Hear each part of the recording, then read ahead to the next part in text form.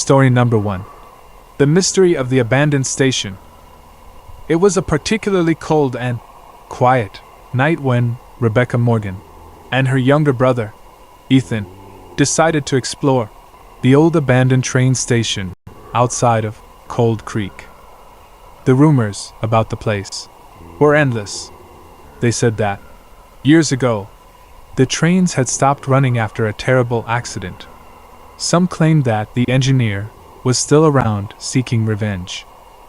Rebecca, holding a flashlight, said, "Ethan, are you sure you want to go in?" Her brother replied, with nerves in his voice, "Of course you do. It can't be as bad as they say." The doors to the station were rusty and an eerie creaking accompanied them as they pushed them open. Inside, everything was covered in dust and cobwebs. The flashlight beam revealed old benches, broken clocks, and an atmosphere that seemed frozen in time. Suddenly, a metallic sound echoed in the distance. Rebecca whispered, "Did you hear that?" Ethan nodded, his eyes darting around restlessly. "I think it's coming from the tracks." They both walked toward the main platform. The moon, pale and distant, filtered through the broken glass. The tracks, overgrown with weeds, seemed endless. At that moment, a faint whistling sound began to be heard. Rebecca murmured, "Is that a train?" Ethan looked at his sister in disbelief. "It's impossible. There haven't been trains here for decades." But the sound intensified. An echo of wheels on rails filled the air. They both turned toward the darkness. There it was! In the distance, a bright light, like that of a moving train, was moving rapidly toward them. Rebecca screamed, "Run, Ethan! Run!" But her feet seemed glued to the ground. As the ghost train sped past, the deafening whistle took away all the silence of the night. As the train disappeared, Rebecca and Ethan looked around. The platform was intact. However, something caught their attention. Right where they were standing, two old, dusty suitcases appeared out of nowhere. Rebecca, still shaking, opened one of them. Inside was a photograph. In it, a group of people smiled happily, but among them, Rebecca and Ethan also appeared. Ethan, his voice breaking, said, How is it possible? That photo is over 100 years old." Suddenly, a sharp thud made them turn around. When they turned around, the suitcases had disappeared. The air was filled with the frozen silence that had accompanied them at the beginning. Without saying a word, the brothers ran out of the station and promised never to return. However, years later, when someone else explored the station, they found something disturbing. Two mummified bodies, hugging each other on one of the benches, with a broken lantern beside them. Who were they? Nobody knows. But some say that, at night, footsteps can still be heard on the platform, and a train that never arrives. Story number 2. The Breathing Forest. One gray morning, Emma Reed and her friend, Michael Hayes, decided to explore Blackwood Forest. This place was famous for the strange tales told by the townspeople. Some said that the forest literally breathed. Others swore that they heard voices even when they were alone. Michael, carrying a backpack full of supplies, asked, "Emma, are you sure you want to do this? The last time someone came here, they didn't come back." She, with a confident smile, replied, "Don't be a coward. It's just a forest." As they went deeper, they noticed how the air became thicker. The branches of the trees formed a kind of dome that blocked the sunlight. Emma commented, trying to sound nonchalant, "This is a little darker than I imagined." Michael looked around and said, "Listen, have you noticed there are no birds? Everything is too quiet." Emma nodded but said nothing. They continued walking until they found a clearing. In the center, there was a huge stone with strange markings etched into its surface. Michael, uneasy, muttered, "This looks like an altar?" Emma, moving closer to get a better look, replied, "Maybe it's just something ancient. Something the villagers made up to scare people." At that moment, a low, gravelly sound filled the air. It sounded like breathing. Michael, stepping back, said, "Emma, did you hear that? Was it the wind?" Emma replied, in a strained voice, "I don't think it was the wind. It was too regular." Suddenly, the trees began to creak, as if they were moving. A cold gust blew between them, and they both felt something watching them. Michael, desperate, shouted, "We have to get out of here now." Emma nodded, but just as they turned to run, the ground beneath them began to vibrate. From the ground, roots sprouted, seemingly lifelike. The roots began to slowly surround them. Emma shouted, "Michael, watch out!"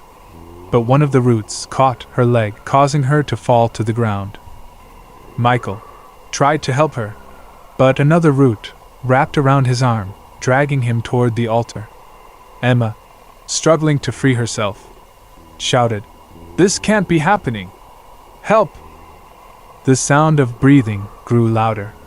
A dark shadow appeared between the trees, with an indescribable shape. It looked like a tree, but at the same time, it wasn't. As the creature approached the altar, its roots extended toward Emma and Michael. Both screamed at the top of their lungs, but the forest swallowed their voices. Weeks later, a group of hikers found their backpacks and some of their belongings strewn near the altar. However, in the clearing, a couple of new trees had grown, with branches that seemed to reach toward the sky. Some swore that if you got close enough, you could hear a faint heartbeat, as if the trees were alive.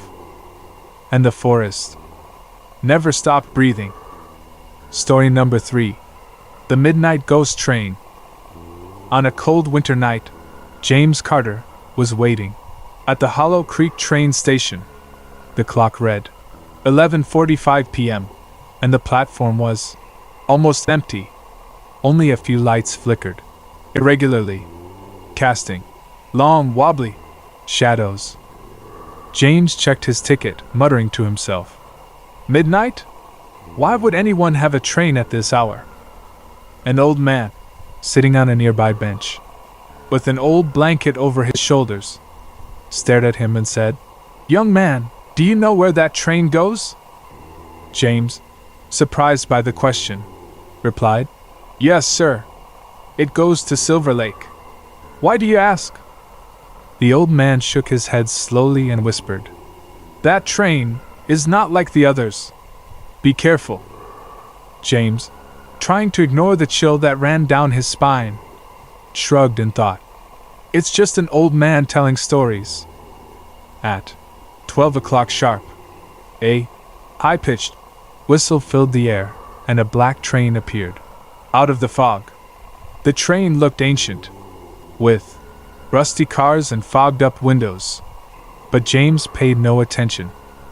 He got into the back car, where there were only 2 other people, a woman in a wide-brimmed hat, and a man with a newspaper covering his face. James chose a seat by the window. The train jerked off, and soon the station was behind him. Looking out the window, James noticed something strange. The landscape didn't seem to change. There were only dead trees and a dense fog covering everything. A metallic voice echoed over the speakers. "Next stop, the end of the road." James frowned and thought, "That doesn't make sense. The end of the road?" Suddenly, the lights in the car began to flicker. James looked around and noticed that the woman in the hat was gone. The man with the newspaper was still motionless, but the newspaper was blank. Trying to remain calm, James stood up and walked to the next car. The aisle was dark. and the air seemed colder with each step. Reaching the next car, he found it empty. There were only dusty seats and a few abandoned suitcases. James whispered, "Hello? Is anyone here?" A soft laugh echoed behind him. James turned quickly, but there was no one. Then, something caught his eye. On the floor was an old pocket watch. He picked it up and opened it. The needle read exactly 12 o'clock, and it didn't move. At that moment, the train stopped abruptly. James lost his balance and fell to the ground. He quickly stood up and looked out the window. They had reached a dark tunnel, but this tunnel didn't look normal. The walls were covered with strange symbols, and it seemed to move, as if it were alive. The metallic voice rang out again. "All passengers must get off here." James, terrified, shouted, "I'm not getting off. I want to go back to Hollow Creek." The doors of the train car opened, and a tall, hooded figure appeared on the platform. James backed away, but the figure raised a hand and pointed directly at him. At that moment, the train car filled with shadows that looked like snakes. The shadows enveloped James, and he could only shout, "Help! Someone, please!" Days later, the train was found at an abandoned station, empty. Inside the back carriage, there was only a pocket watch, marking 12 o'clock, and a newspaper with a headline that read, "Missing on the Midnight Train." Story number 4. The Forbidden Chamber. On a stormy night, Emily Brown and her best friend, Michael Davis, decided to explore the old house of the Sterling family. The house, abandoned for decades, was known for its strange basement, which everyone called the Forbidden Chamber. Emily turned on a flashlight as they walked down the main hallway. The wood creaked under their feet, and the echo of each step seemed to multiply. Michael, holding an old map they had found on the internet, whispered, "Are you sure about this, Emily? They say no one should go in here." Emily looked at him, smiling bravely, and replied, "Do you really believe in those stories? It's just an old house, Michael." "But," Michael insisted, looking around, "what if what they say about the chamber is true? What will happen if we open it?" Emily sighed, trying not to be intimidated. "I just want to see what's there. No one's been here in years." As they reached the end of the hallway, they found a heavy, dust-covered door. Michael pointed out, "This must be the basement." With some effort, they managed to open the door. A chill ran through them both as a blast of icy air hit them. Michael asked, "Do you feel it? It's like something's waiting for us down there." Emily turned on her flashlight and walked down the steps, saying, "Come on, Michael. Don't be a coward." The basement was dark and narrow. The walls were covered in strange markings that looked like they were hand-engraved. Michael muttered, "What are these symbols? I've never seen anything like this before." At the back of the basement, there was a metal door with rusty chains. A plaque in the center read, "Do not open." Emily stopped and, with a shaky voice, asked, "Why would anyone put this here? What were they hiding?" Michael, with sweaty hands, replied, "Emily, maybe we should leave. I don't like this." But Emily had already made up her mind. Using a pair of pliers they had brought, she began to break the chains. Michael exclaimed, "Emily, don't do it!" The chains fell to the floor with a thud, and the door slowly opened. Inside, there was an empty room with a single object in the center, an old camera. Michael asked, "Just this? A camera? Is that all they were protecting?" Emily smiled, saying, "Maybe it's valuable. Let's take a closer look." When Emily touched the camera, lights began to flicker. Michael yelled. Emily! Something's wrong! Suddenly, blinding flash filled the room, and they both fell to the ground. Opening their eyes, they found themselves in a completely different place. They were in a dark room, surrounded by pictures hanging on the walls. The pictures showed people, but they all looked terrified. Emily pointed to a picture and whispered, Michael, that's us. Michael walked over and saw that, indeed, one of the pictures showed him and Emily standing in the basement, but with expressions of horror they couldn't remember ever having. A macabre laugh filled the air, and a guttural voice said, Thank you for freeing my camera. Now you'll be part of my collection. Suddenly, the camera on the floor began to float. One more flash filled the room, and Emily and Michael vanished. Days later, hikers found the house. In the basement, on a pedestal, was the camera. Around the walls, new photos had appeared, and 2 of them showed Emily and Michael staring from behind glass, trapped forever. Story number 5. The Message in the Bottle. On a quiet summer morning, Samantha Miller decided to take a walk on the beach. The sun was shining brightly, and the waves were gently crashing against the shore. Samantha, wearing her wide-brimmed hat, walked aimlessly, enjoying the sound of the sea. Suddenly, something in the sand caught her eye. It was a glass bottle, with a rolled-up piece of paper inside. Samantha picked it up and said quietly, A message in a bottle? This looks like something out of a movie. Carefully, she unscrewed the cork and pulled out the paper. Opening it, she read some words written in faded ink. Help! I'm trapped on Lighthouse Island. Please save me.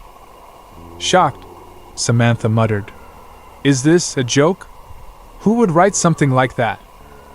But when she looked towards the horizon, she saw something in the distance. It was a small lighthouse, solitary on a rocky island. Her curiosity got the better of her, and she decided to find out more.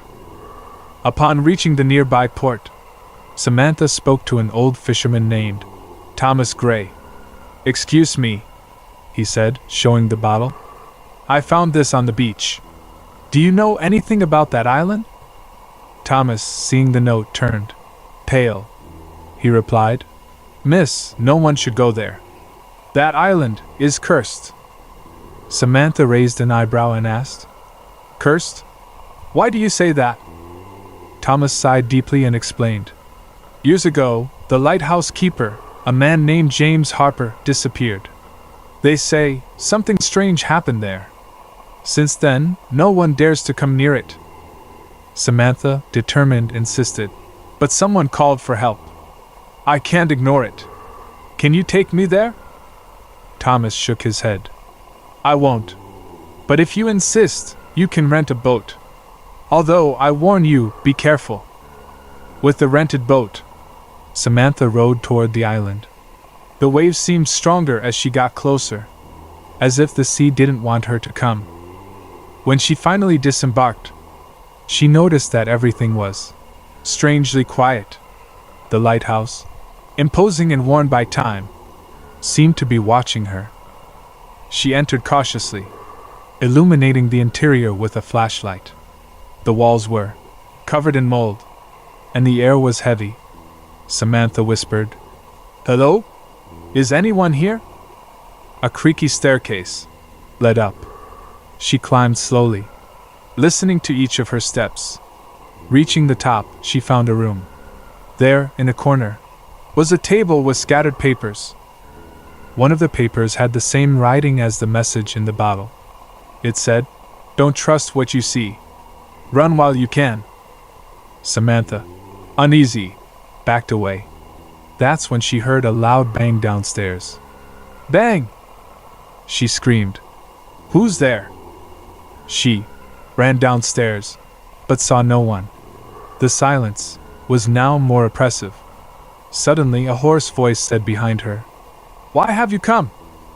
Turning around, she saw a pale and disheveled man. His eyes were sunken, as if he hadn't slept in years. Samantha asked. Terrified, "Are you James Harper? Are you okay?"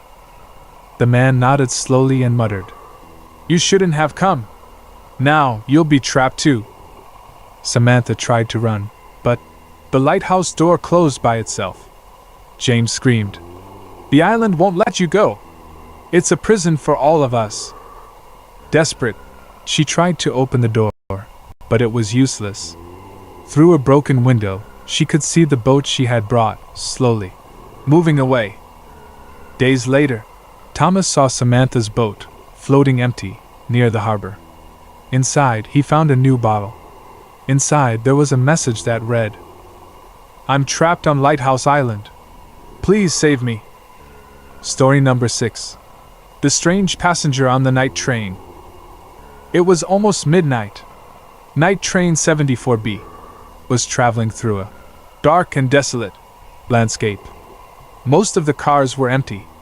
Only a few passengers were dozing in their seats. In one of those cars, Emily Parker was awake.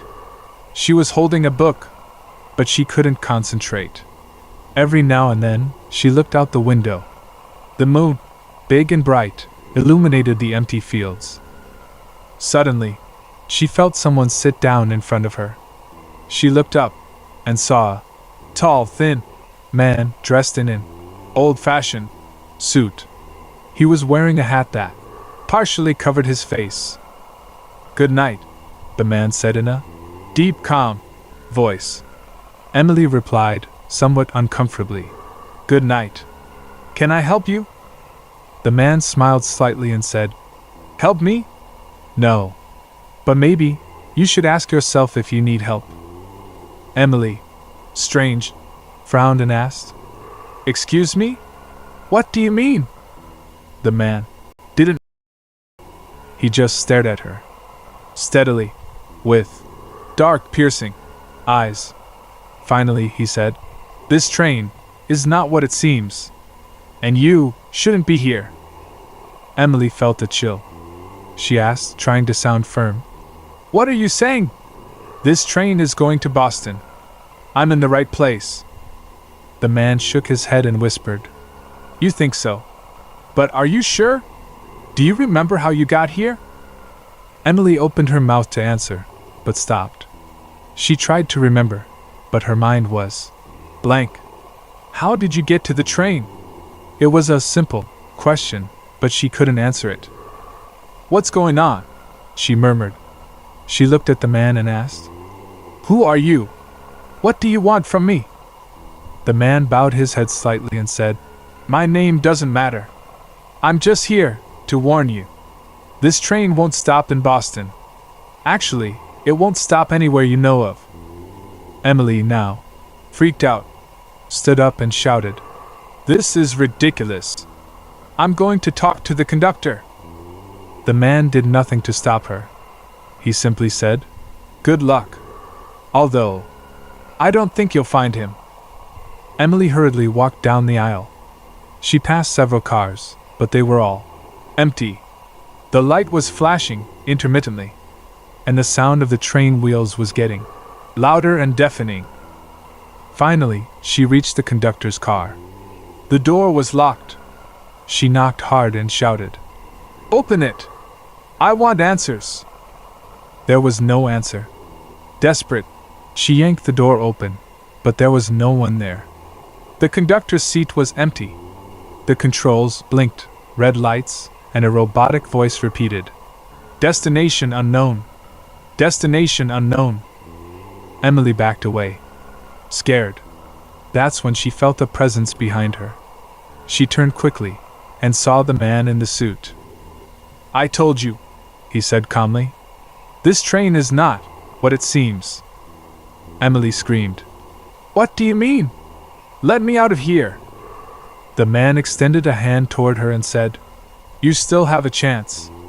But you must jump now." Emily looked out the window. The landscape was speeding by. Jumping seemed crazy. She asked, with tears in her eyes, "Jump? Are you crazy? You'll kill me." The man replied, If you don't, you'll be trapped here, forever. Emily hesitated, trembling. Finally, she closed her eyes and ran to the door of the train car. She opened it and looked out into the void. She jumped. The impact was strong. She felt everything around her fade away. When she opened her eyes, she was at a train station. It was daytime. The station was crowded, and no one seemed to notice her. Confusion. She looked around and saw a sign that read, Boston Central Station. Emily breathed a sigh of relief. But when she looked toward the tracks, she saw the night train 74B, slowly moving away. In one of the windows, the man in the suit was watching her. He smiled and raised a hand in farewell. Emily whispered, "Who was he, really?" She never knew. But from that day on, she avoided traveling at night. Something told her that if she got on that train again, she would never get another chance. Story number 7. The call she should never have answered. It was a rainy night.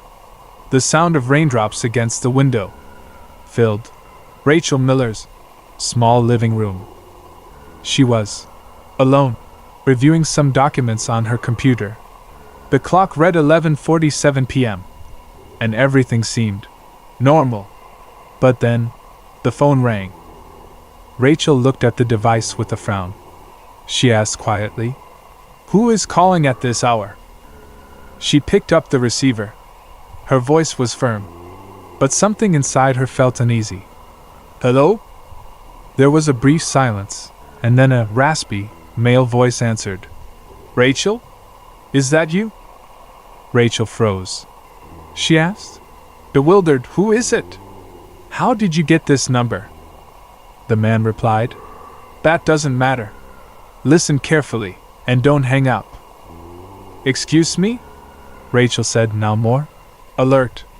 But before she could hang up, the man continued, "If you hang up, something very bad will happen."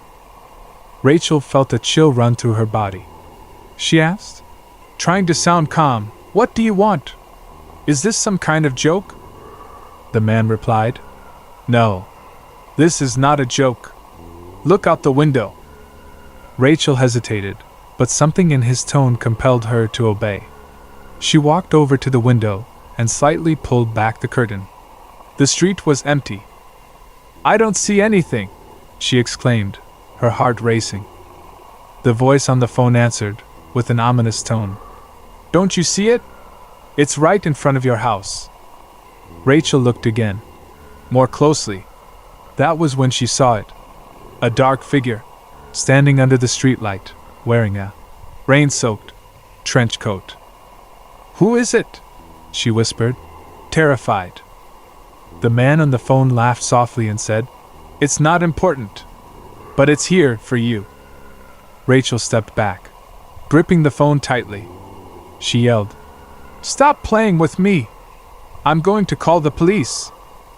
The man replied calmly, "You won't, because you know they don't have time.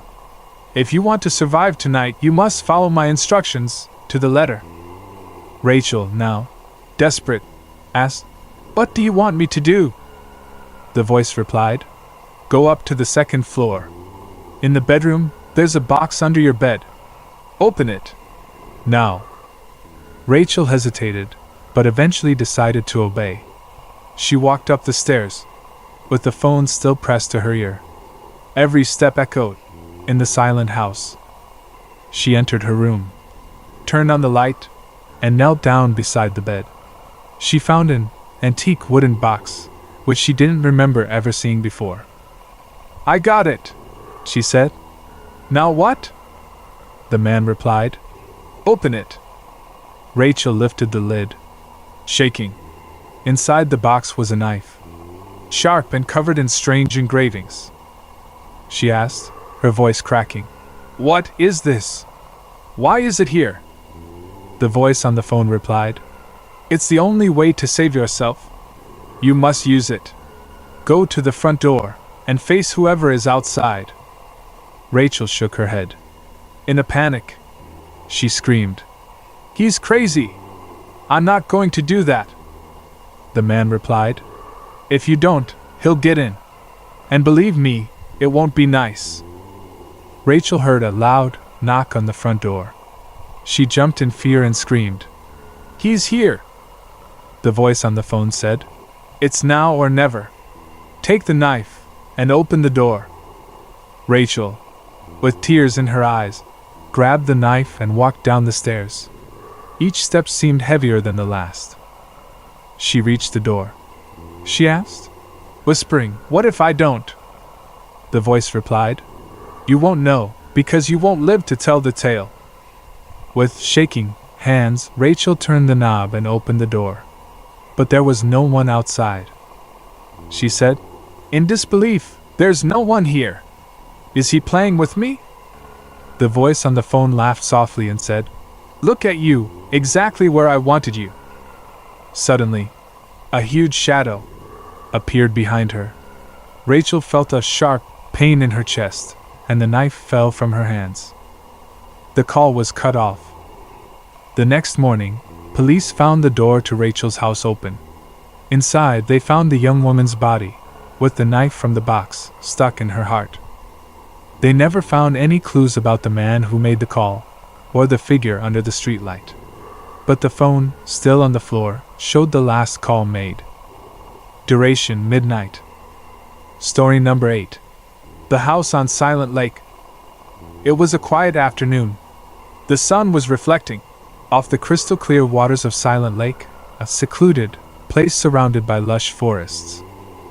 Evelyn Parker, a woman in her 30s, had rented a small cabin near the lake to spend a weekend away from the city. She was looking for peace, a respite. When she arrived at the cabin, everything seemed perfect.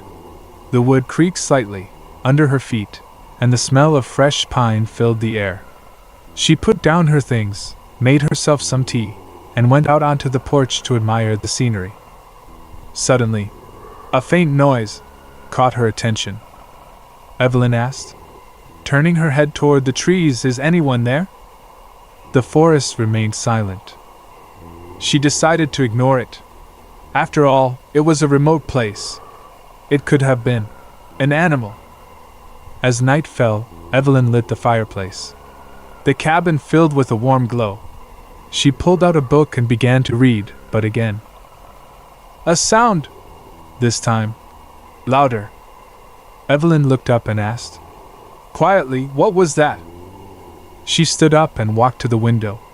She looked out into the woods, but saw nothing. However, she couldn't help but notice something strange. The lake was completely still. Not a single wave, not a single moving reflection. She said, trying to calm down, It's just my imagination.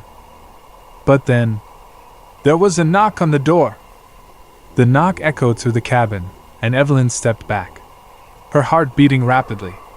She asked, trying to sound firm, Who's there? Silence. Evelyn repeated, louder now, who's there? When she got no response, she decided to slowly approach. She looked through the peephole and saw no one. She opened the door. She looked around and said, confused, No one's there. This is weird. She closed the door and went back to the chair, but she couldn't concentrate on the book anymore. Something in the air felt wrong. Hours passed, and as Evelyn tried to sleep, she heard something that made her freeze. A whisper. Evelyn, said a voice, barely audible. She sat up suddenly and asked, in fear, Who's there? The voice answered, From outside, come to the lake. Evelyn stood up, almost without realizing it. Something in that voice seemed to hypnotize her. She grabbed a flashlight and went out onto the porch. The night was dark. The air was cold. She walked toward the lake, following the sound of the voice, which repeated, Come closer. When she reached the shore, she illuminated the water. The lake was still, but then a face appeared beneath the surface. It was pale, with empty eyes and a crooked smile. Evelyn screamed, Who are you? Leave me alone! but the face only smiled wider. A hand emerged from the water, followed by another. Evelyn recoiled, terrified, but the hands grabbed her ankles and began pulling her toward the water. She struggled with all her might, screaming, "No! Let me go!" But the figure dragged her into the lake. The flashlight fell to the ground, going out, and the forest fell silent again. The next morning, a group of hikers found the cabin empty. The door was open, and Evelyn's footprints ended at the lake's edge. They never found her body. Lake silence remained, just as quiet, as if nothing had happened. However, some claim that if you listen carefully on dark nights, you can hear a voice whispering your name. Story number 9. The Abandoned Hospital. In the town of Brookfield, an old abandoned hospital had gained fame for its horror stories. It was said that, in the 70s, this place had witnessed strange medical experiments. A group of friends, made up of Michael, Laura, and Ethan, decided to enter the hospital on a Saturday night. The idea seemed fun. They wanted to record a video for their urban exploration channel. Upon arriving, Michael said, "Looking at the ruined facade, this looks worse than I thought." Laura, with a flashlight in hand, replied, "Come on. There's nothing to fear." Ethan commented jokingly, "Except, of course, the ghosts. Or the crazy doctors." They entered the building. The air was heavy. The echo of their footsteps resonated in the empty hallways. Laura asked, trying to break the silence, "How long do you think we've been closed here?" Michael replied, "For decades. But they say no one dares stay long." As they walked down the main hallway, they found destroyed rooms, rusty stretchers, empty jars with illegible labels. Ethan, curious, pointed to a door with a plaque that read, "Critical Patient Area." He asked, looking at the others, "Should we go in?" Laura replied, "Sure. That's what we came to do, right?" Opening the door, they found a room full of metal beds. In one corner, a rag doll rested on a chair. Michael commented, "This looks like something out of a horror movie." Suddenly, a noise made everyone quiet. Laura asked, quietly, "Did you hear that?" Ethan replied, "Yes. But where is it coming from?" They looked around, but they saw nothing. Then, the door they had just opened slammed shut. Michael exclaimed, "What the hell was that?" Laura ran to the door and said, It's stuck. It won't open." Ethan, trying to calm her down, replied, "It must be the wind. This is an old building." But Michael pointed out something that left them speechless. He said, trembling, "Look at the doll." What was once a simple rag doll was now standing, looking at them. Laura asked, with a broken voice, How did that happen?" Ethan backed away, while muttering, "This isn't normal. We have to get out of here." Suddenly, a heart-rending scream filled the room. It was a voice that repeated, "Get out, now!" The lights started flickering. The beds were moving by themselves. Michael screamed, "Run!" The three of them ran to the door, trying desperately to open it. Finally, they made it out, into the hallway. But when they thought they were safe, a group of shadows appeared at the end of the hallway. Laura asked, almost out of breath, What is that?" Michael replied, "I don't know. But I'm not going to wait to find out." They started running, but the further they went, the darker the hallway became. Ethan tripped and fell to the ground. Laura screamed, "Ethan, get up!" But before he could get up, one of the shadows dragged him into the darkness. Michael and Laura ran out of the building, breathing heavily. But when they looked back, the hospital seemed untouched, as if no one had entered. The next day, police found the camera of the young man in the critical patient area. There was no trace of Ethan, but in the recordings, one could hear, at the end, a chilling voice saying, "No one gets out without paying the price." Story number 10. The Man in the Cabin. Deep in the woods, far from civilization, there was an old cabin, shrouded in mystery. People from the nearby town avoided the place, saying that anyone who went in there never came back. One night, 3 hikers, Jake, Amanda, and Chris, decided to camp in the area. The woods were dense, and the air was thick with moisture. As they set up their tent, Amanda pointed to something in the trees. She said, confused, "Look, there seems to be a light, way off there." Jake replied, "A light? That doesn't make sense. We're in the middle of nowhere." Chris added, "Curious, maybe it's a cabin, or someone else camping." Amanda asked, "Do you think we should go check it out?" Jake replied, "I don't know, but it might be interesting." Chris, excited, said, "Sure. What's the worst that could happen?" They grabbed their flashlights and began walking toward the light. As they got closer, the forest seemed to get quieter. The sound of crickets disappeared completely. Amanda commented, "Looking around, this is weird. It's too quiet." Jake replied, "Maybe it's just our imagination." Chris joked, "Or maybe crickets are scared too." Eventually, they came to a small cabin with the windows lit by a dim yellow light. The door was ajar. Amanda asked, "Nervous, should we knock?" Jake replied, "Why not? Maybe someone needs help." Jake reached up and gently knocked on the door. It opened a little further, revealing a dark interior. Chris, trying to lighten the mood, said, "Well, it looks like no one's home. Shall we go in?" Amanda replied, "I'm not sure. This doesn't sound good to me." Jake took the first step inside. The cabin smelled like damp and rotting wood. In the center of the room was a table with 3 chairs.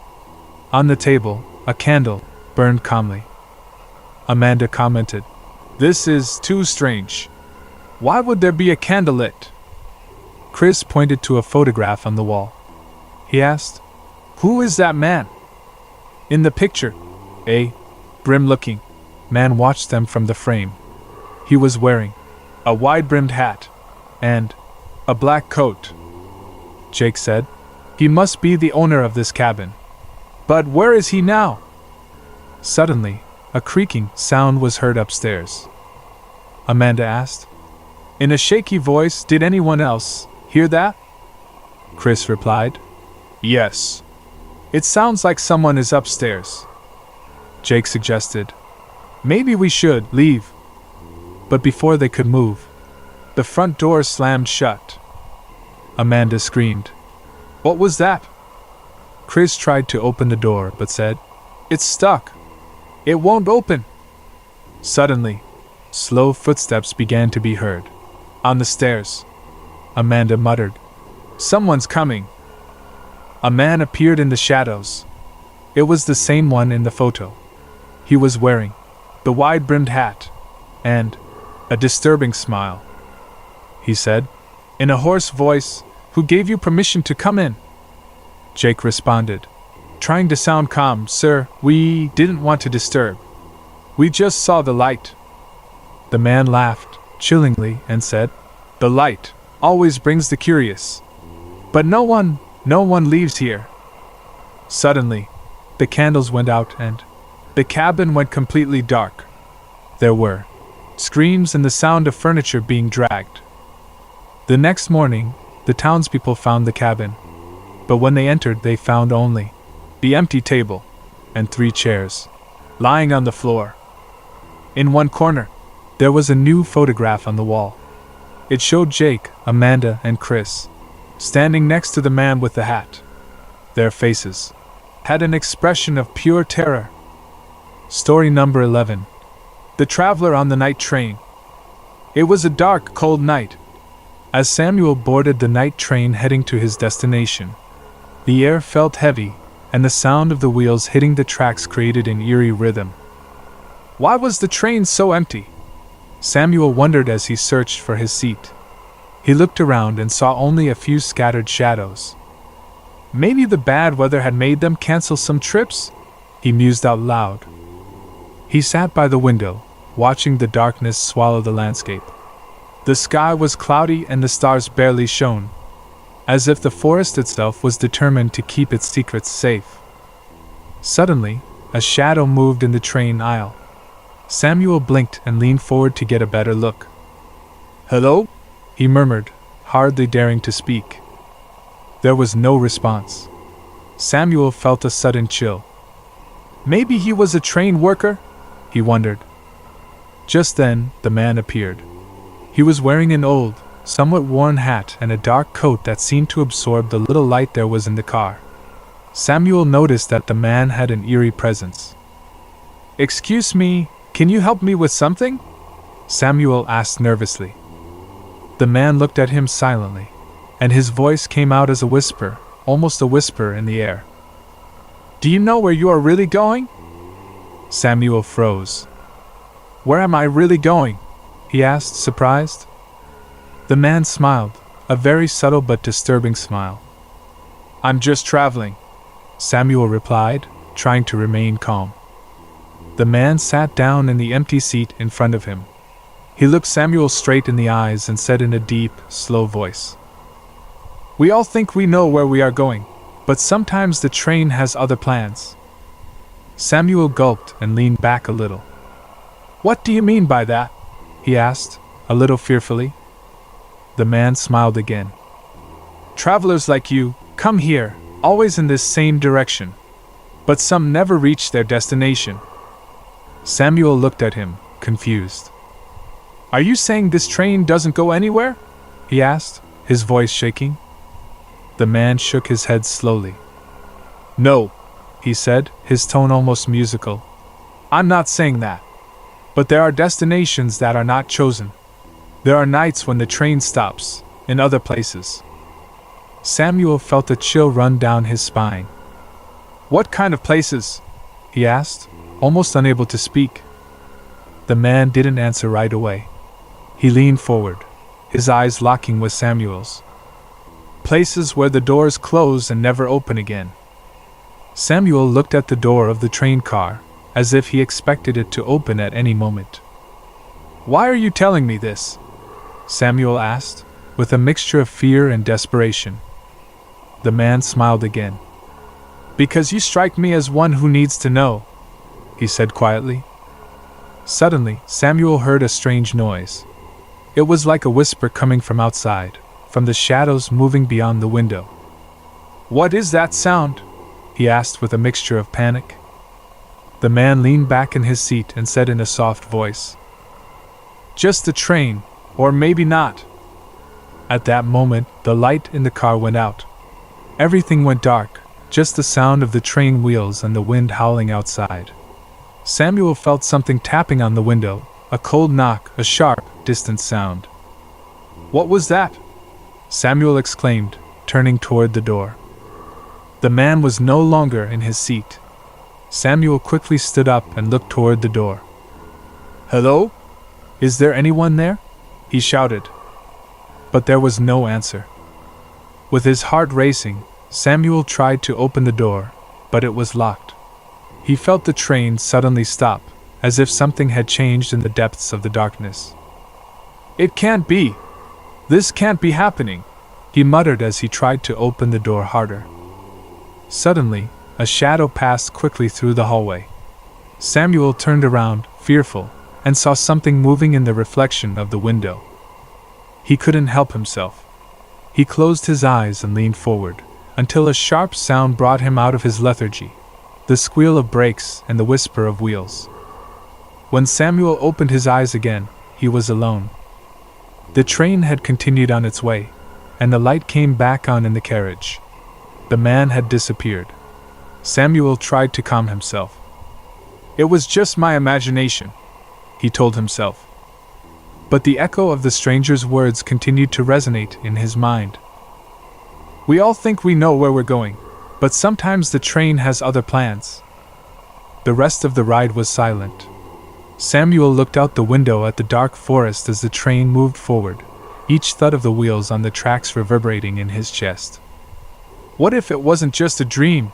He wondered, unable to find an answer. Story number 12. The Call in the Dark.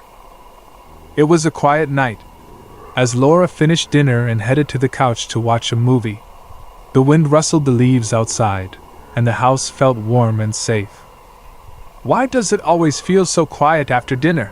she thought as she turned on the television. Suddenly, the ringing of the phone broke the silence. "Huh! Who could it be at this hour?" Laura murmured, startled. She quickly stood up and went to the phone on the kitchen table. "Hello?" she answered in a somewhat fearful voice. There was no answer at first. Just a heavy silence that made her skin crawl. "Hello? Is anyone there?" she asked again, louder. Suddenly a soft, very close voice answered. "Laura." Laura took a step back. "Who is it? Why are you calling me that?" she asked with a knot in her stomach. The voice continued, almost like a whisper, but with a clarity that chilled her blood. "Laura, look around you." Laura looked at the empty space in the kitchen. Her heart began to beat faster. "What are you talking about?" she asked, trying to stay calm. "Doesn't it seem strange to you that you're alone? Have you really always been alone?" The voice continued, with a deep, slow tone. Laura felt a chill run down her spine. "What do you mean by that?" she asked, fearful, as she looked toward the kitchen door. "Laura, look behind you." Laura turned immediately, fear like a lump in her throat. "What is that?" she exclaimed, her heart in her mouth. There was nothing, just the darkness of the living room and the shadows of the furniture. But she felt something. A presence she couldn't identify. Calm down, she told herself. "It's just my mind." But the voice came again, this time closer. "Laura, open the door." Laura felt the blood leave her body. "No! I'm not going to open anything!" she exclaimed with a mixture of fear and anger. "Laura, just open it. You'll see what's outside." Laura froze. Her mind wouldn't respond. "I can't! I don't want to!" she screamed with all her might, afraid of the unknown.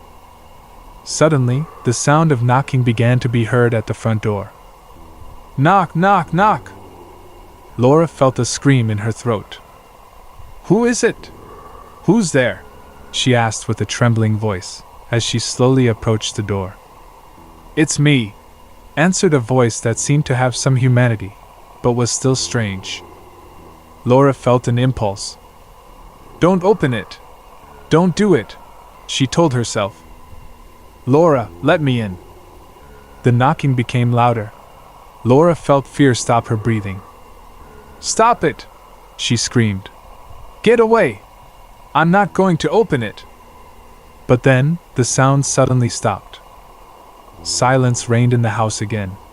Laura stared at the door, trying to calm her breathing. "What was that?"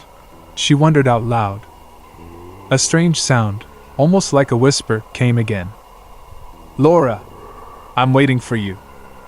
Laura looked into the living room, into the dark hallway that led to the foyer. "Am I waiting for you?" she whispered to herself. With every fiber of her being, she felt that something was not right. "You can't be there!" she exclaimed, frightened. For a moment, she thought about calling the police, but her phone rang again. Laura looked at it in horror. "Why does it keep ringing?" she murmured with a knot in her stomach. She answered fearfully. "Yes?" she said in a whisper. The voice responded in a soft tone. "I'm closer than you think."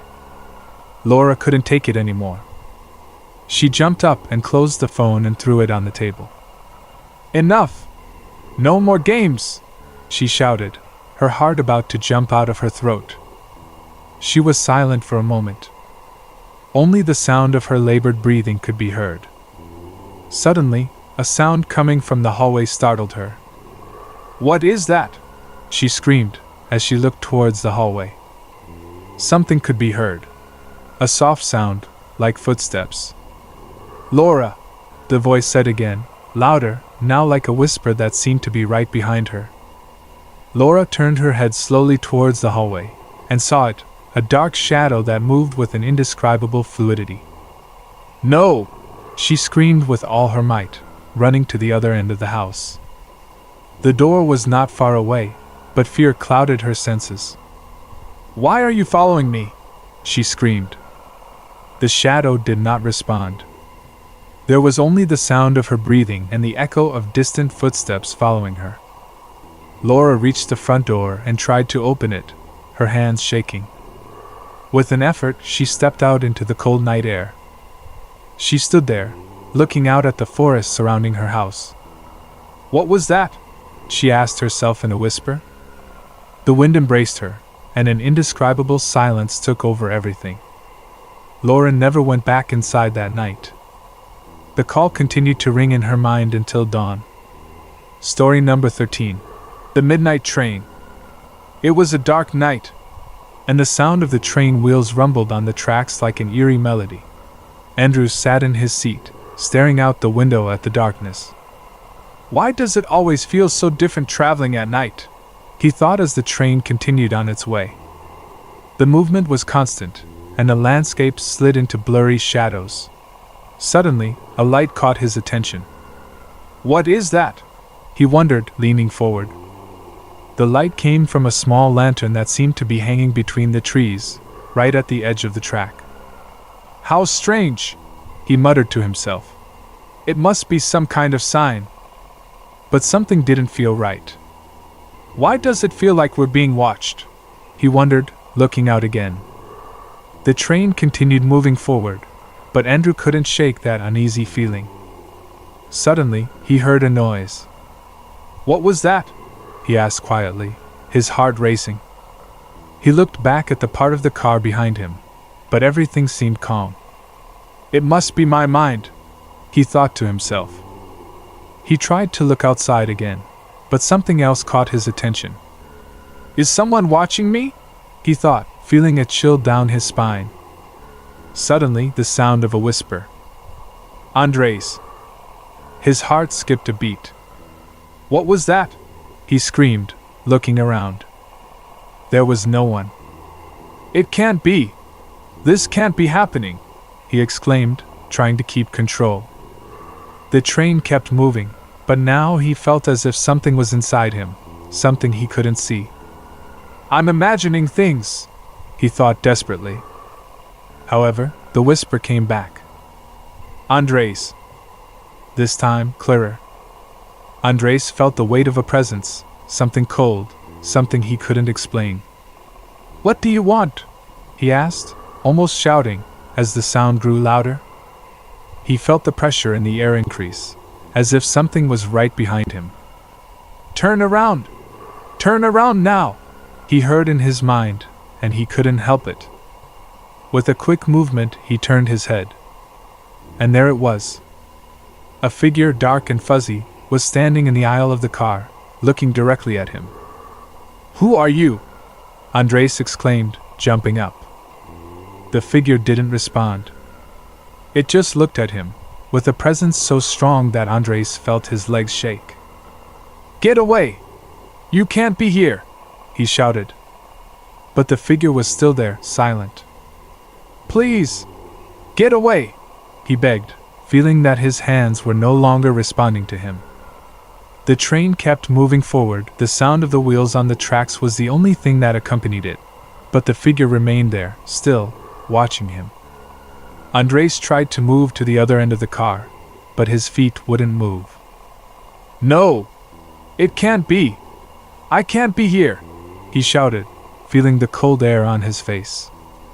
Suddenly, the figure began to slowly approach. Andres couldn't believe what he saw. "No! Don't come any closer!" he exclaimed with all his strength. Each step of the figure was heavy, like an echo in his mind. Finally, the train suddenly stopped. "What's happening?" Andres shouted as the world spun around him. The passengers in other seats woke up, but the figure had disappeared. Andres looked around, trying to understand what had happened. "It must be a hallucination." "Yes, it was just a hallucination," he said to himself, his heart still beating 1,000 miles an hour. However, he couldn't shake the feeling that something had been there. That something had watched him. That something had called him. The train continued on its way. But Andres never looked outside again. Story number 14. The Call in the Dark.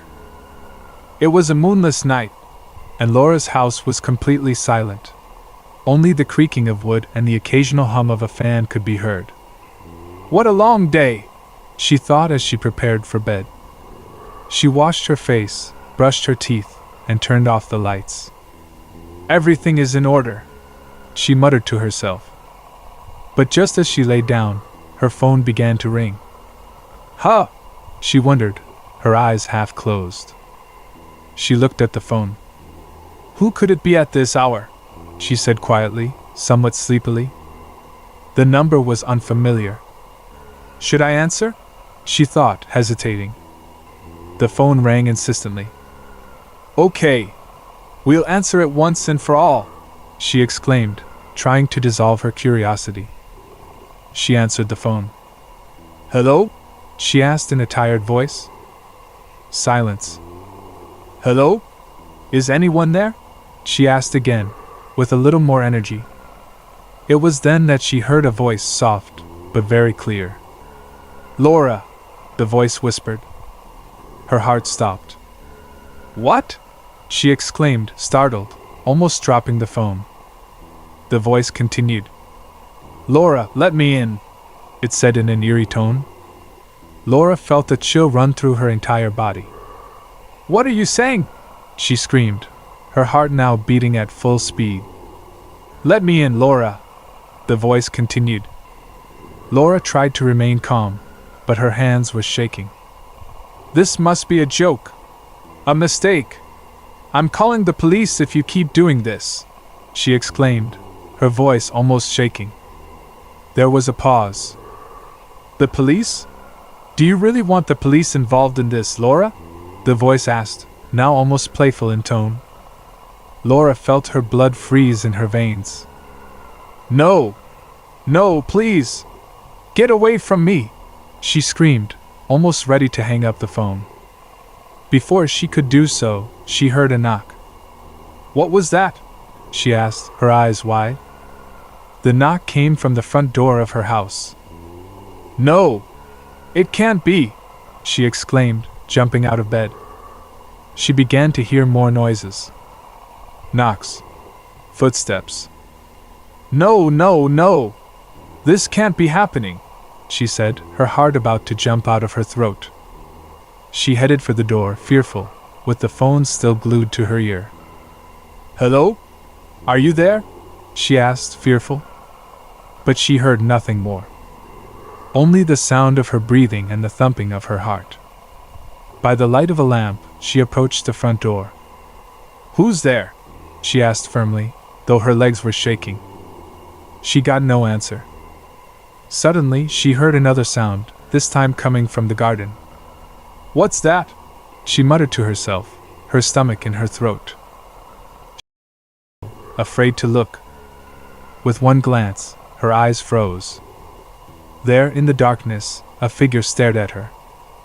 A tall figure, with an indistinct face, almost like a shadow. "Oh my God!" she cried, backing away with the phone in her hand. She couldn't believe what she saw. "Please don't come closer. Don't do anything to me," she pleaded, tears beginning to form in her eyes. The figure didn't move.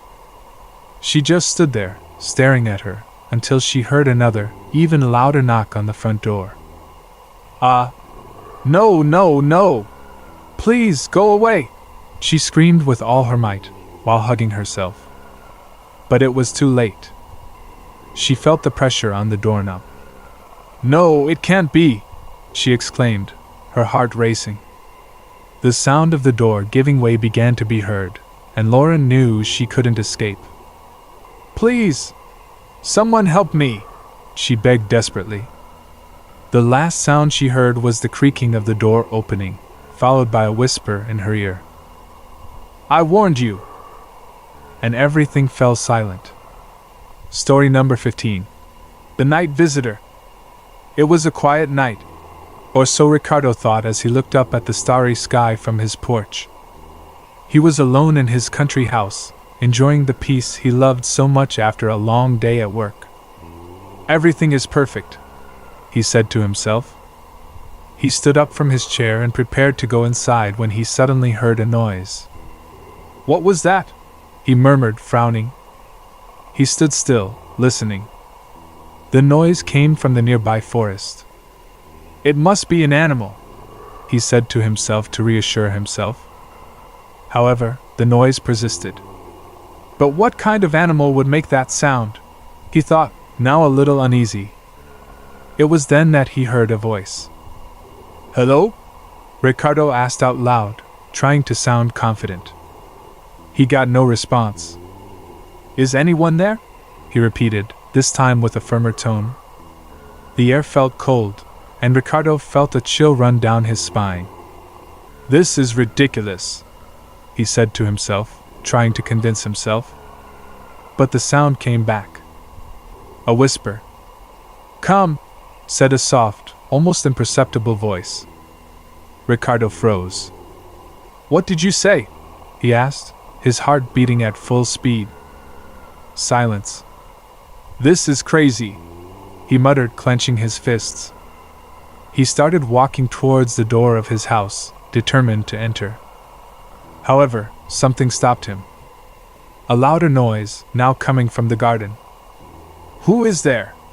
Ricardo shouted, with all his strength. He got no answer. His breathing accelerated, and his hands trembled. Please, get out of there! I'm warning you! He exclaimed, now with fear on the surface of his skin. Suddenly, the silhouette of a figure appeared in the shadow of the trees. No, it can't be! This isn't real! Ricardo exclaimed, backing away. The figure slowly moved forward. Ricardo couldn't see its face, but he felt an oppressive presence. What do you want from me? He asked in a trembling voice. The figure stopped. I was waiting for you, the voice said in a soft but firm tone. Ricardo felt a knot in his stomach. I don't understand. I don't understand anything you're saying, he shouted, now feeling completely vulnerable. The figure continued to slowly advance. Each step echoed in the cold night air. Get away from me! Don't come near me! I'm warning you, he shouted, with all the strength he had. But his words had no effect. He was paralyzed by fear. The figure came even closer. I warned you, the voice whispered once more. And with that whisper, Ricardo felt the air leave him. He felt an indescribable cold, as if time and space had stopped. No, no, no! Please, no! He begged, tears in his eyes. It was then that he felt a touch on his shoulder. Ah! What is that? He screamed, turning around suddenly. But there was nothing. Only the silence of the night. Fearful, he looked around. You are alone, he said to himself, trying to calm down. However, he could not shake the feeling. The cold was still in the air, and the whisper continued to echo in his mind. I warned you. He heard himself again in his thoughts. And with that thought, Ricardo knew he was not alone. He had never been. Story number 16. The Call in the Dark. It was a moonless night, and the stars were barely visible between the thick clouds that covered the sky. Pedro was sitting in his living room, with a cup of coffee in his hands. Finally, a moment to be quiet. he thought as he watched the fire in the fireplace.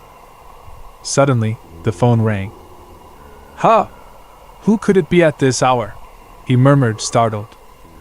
He left the cup on the table and approached the phone with a mixture of nervousness and curiosity. "Hello?" he answered with a somewhat shaky voice. Silence. "Hello? Sir, are you there?" he insisted, now with a firmer tone. The silence continued. Pedro looked at the phone. "The line must be bad," he said to calm himself. But just then, he heard a voice. "Pedro," the voice whispered, so soft it sounded like a whisper in the wind. Pedro froze. What was that?" he asked, his heart about to jump out of his chest. The voice rang again. "Pedro," it repeated, with the same cold and distant tone. Pedro tried to calm down. "It must be a joke," he thought. "Who is playing this joke on me?" he asked out loud. No one answered. Only the sound of his breathing and the crackling of the wood in the fireplace. "This can't be happening," he said to himself, feeling a drop of cold sweat run down his forehead. He tried to hang up the phone, but something stopped him. "Wait. What if it's important?" he asked himself, with fear and curiosity mixed together. He brought the phone back to his ear. "Pedro," the voice whispered again. It sounded closer now. Pedro looked around. "It can't be, no one can be here," he thought. The air felt colder and colder. "Who are you?" he asked, his voice weak. Silence. Then the voice answered, but now with a disturbing clarity. "Your worst nightmare," it said. Pedro felt his legs go weak. "No, it can't be. This is crazy," he shouted, trying to stand firm. He tried to hang up the phone again, but couldn't. His fingers were shaking. "Pedro, listen to me carefully," the voice continued, now much louder. Pedro felt a chill run through his body. "What do you want from me?" he asked, his heart about to burst. The voice answered with an indescribable coldness. "You know what you did, you can't hide," it said. Pedro felt a weight on his chest. "I don't understand. I don't understand anything you're saying," he shouted, his voice now more desperate. There was a moment of silence. Pedro tried to relax, trying to think clearly. "It must be a wrong call," he said to himself, trying to convince himself. But he couldn't help but think of those words. "You know what you did," they echoed in his mind over and over again. "No! This can't be happening! It's a joke! Someone's trying to scare me!" he shouted, now in a completely altered tone. Suddenly, he heard a noise in the hallway of his house. Pedro turned around suddenly. "What was that?" he asked in a fearful whisper. The sound felt closer. The phone rang in his hand again. "Pedro," the voice said again, now directly in his ear. Pedro felt a weight on his shoulder. "Ah! What is that?" he screamed, turning with all his might. But there was nothing. Only the silence of the house. Pedro was completely alone. "It can't be!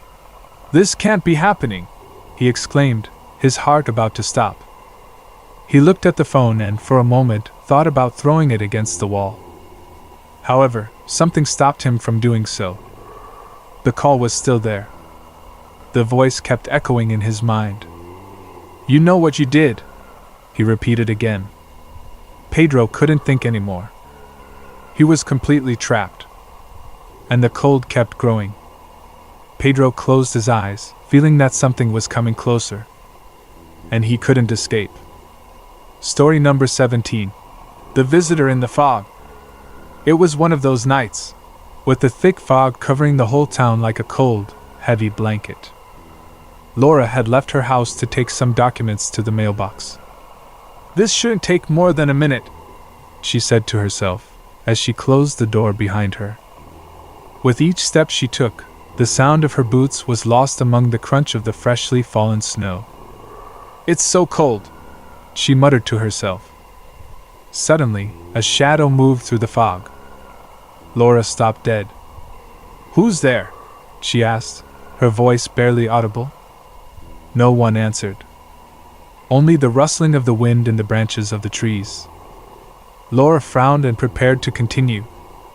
"I'm sure it's my imagination," she said to herself, trying to convince her nervousness. But the sound came back. A footstep. Laura turned her head toward where she thought the noise was coming from. "Hello? Is there anyone there?" she called out, trying to sound firm. The silence answered her. Her heart was beating like a drum in her chest. "I'm starting to get scared," she thought, as she hurried to the mailbox. That was when she saw it. A figure, almost blurry, emerged from the fog. Laura froze. "It can't be!" she cried, her voice shaking. The figure moved toward her, slowly. Laura tried to scream, but her voice caught in her throat. "Please don't come closer," she pleaded, backing away. The figure stopped. Laura could see something clearer now, a silhouette of someone, wearing a hat and a dark coat. "Who are you? What are you doing here?" she asked, her heart about to burst. The figure didn't respond. She just stood there, in the fog, motionless. Laura felt fear rise in her throat. "Please! Answer me!" she screamed, with all the strength she had left. The figure seemed to move slightly. Laura couldn't help but take a step back. "This is crazy," she told herself, but she couldn't control the shaking in her legs. Suddenly, the figure spoke. "Laura," it said in a deep, soft, but extremely close voice. Laura felt the cold air hit her face. "How do you know my name?" it asked, its voice almost breaking. The figure took a step towards her. "Laura, don't be afraid," it said in a tone as calm as it was disturbing. Laura couldn't understand anything. "Whoever you are, get away from me!" she screamed, trying to regain control. The stranger remained silent for a moment. "I'm waiting for you at home," the figure whispered. Laura froze. "At home?" she murmured, frowning. The figure turned around and began to disappear into the fog. "Wait! Wait! Don't go! Answer me! What are you saying?" Laura screamed desperately. But there was no answer. Just the fog, the wind, and the echo of her own scream. Laura felt the weight of her words. What did he mean by that? She thought, trying to contain the panic she felt. She turned to the mailbox, opened the lid, and put the documents back in their place, her hands still shaking. "This is impossible. This doesn't make sense," she thought, trying to convince herself that it had all been a product of her nervousness. But despite her efforts, one thought kept nagging at her mind. "I'm waiting for you at home." And with that phrase echoing in her head, the walk back home seemed like the longest of her entire life. Every step she took felt like she was being followed. "What does that mean?" she asked herself again. With each step, the fog felt closer. Laura couldn't get it out of her head. And something told her that the wait had only just begun. Story number 18. The Call in the Dark. It was a moonless night, with the sky completely covered in clouds. Tomas was at home, alone, enjoying a quiet read. The living room was lit only by the yellowish light of a table lamp. "This book is fascinating," I murmured, turning the page. Suddenly, the sound of a telephone rang. Tomas looked at the cell phone on the table. "Who is calling me at this hour?" I have wondered. The number that appeared on the screen was unknown. "Should I answer?" he mused, with a strange feeling in his stomach. With a sigh, I decided to answer. "Hello?" he said, his voice somewhat fearful. From the other end, there was only silence. "Hello?" I have repeated more firmly. And that was when I heard her. A whisper, soft, almost imperceptible. Thomas. Tomas felt a chill run down his spine. Who is it? Who am I talking to? I asked, trying to stay calm. Silence again. Sir! Answer! He shouted, his pulse racing. And then, a voice, clear, deep and soft, but extremely close, came from the other end. Tomas, you are not alone. Tomas froze. What are you saying? Where are you calling from? He asked, his heart beating like a drum. Where I always am, the voice replied. This doesn't make sense. I'm hanging up, I have exclaimed, feeling more and more uncomfortable. But before he could do so, the voice continued. Tomas, do you feel safe in your home right now? The question paralyzed him. What do you mean by that? He muttered, feeling the air escape from his lungs. Check your front door, the voice said, its tone so soft it seemed impossible. Tomas felt a knot in his stomach. It can't be, he thought, as he looked toward the entrance of the house. With shaking hands, he put the phone down on the table. I'll check it out, he told himself. He stood up from his chair, his heart in his throat. Each step toward the door felt like an eternity. With a monumental effort, he reached the threshold of the entrance. Why do I feel like I'm being watched? He asked himself, as he touched the doorknob. With a tug, I opened the door. Nothing. Just the cold night air. I must be mistaken, he thought, feeling somewhat relieved. But that was when something caught his attention. A small note was stuck right on the edge of the door. Tomas felt a new chill run through his body. With trembling hands, he tore the note off. His eyes fixed on the message. I'll be at your house in a moment. Tomas felt like the world was falling on him. It can't be! It can't be! I have exclaimed, slamming the door shut. His breathing was labored. This is a joke. It must be a joke, he told himself, trying to calm down. But the sound of a footstep, right behind him, froze him. I turned quickly. There was nothing. Just silence, broken by the sound of his own breathing. What's going on? He thought, his heart pounding in his chest.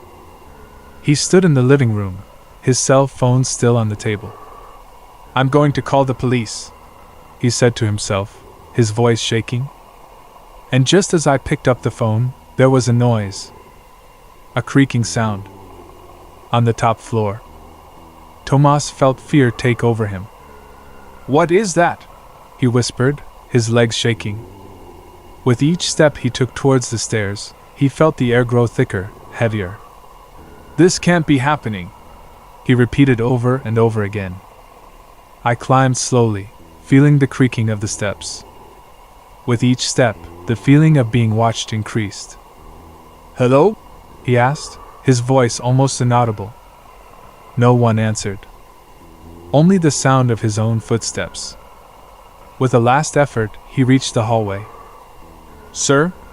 Are you there? He asked, his heart about to explode. The hallway was dark.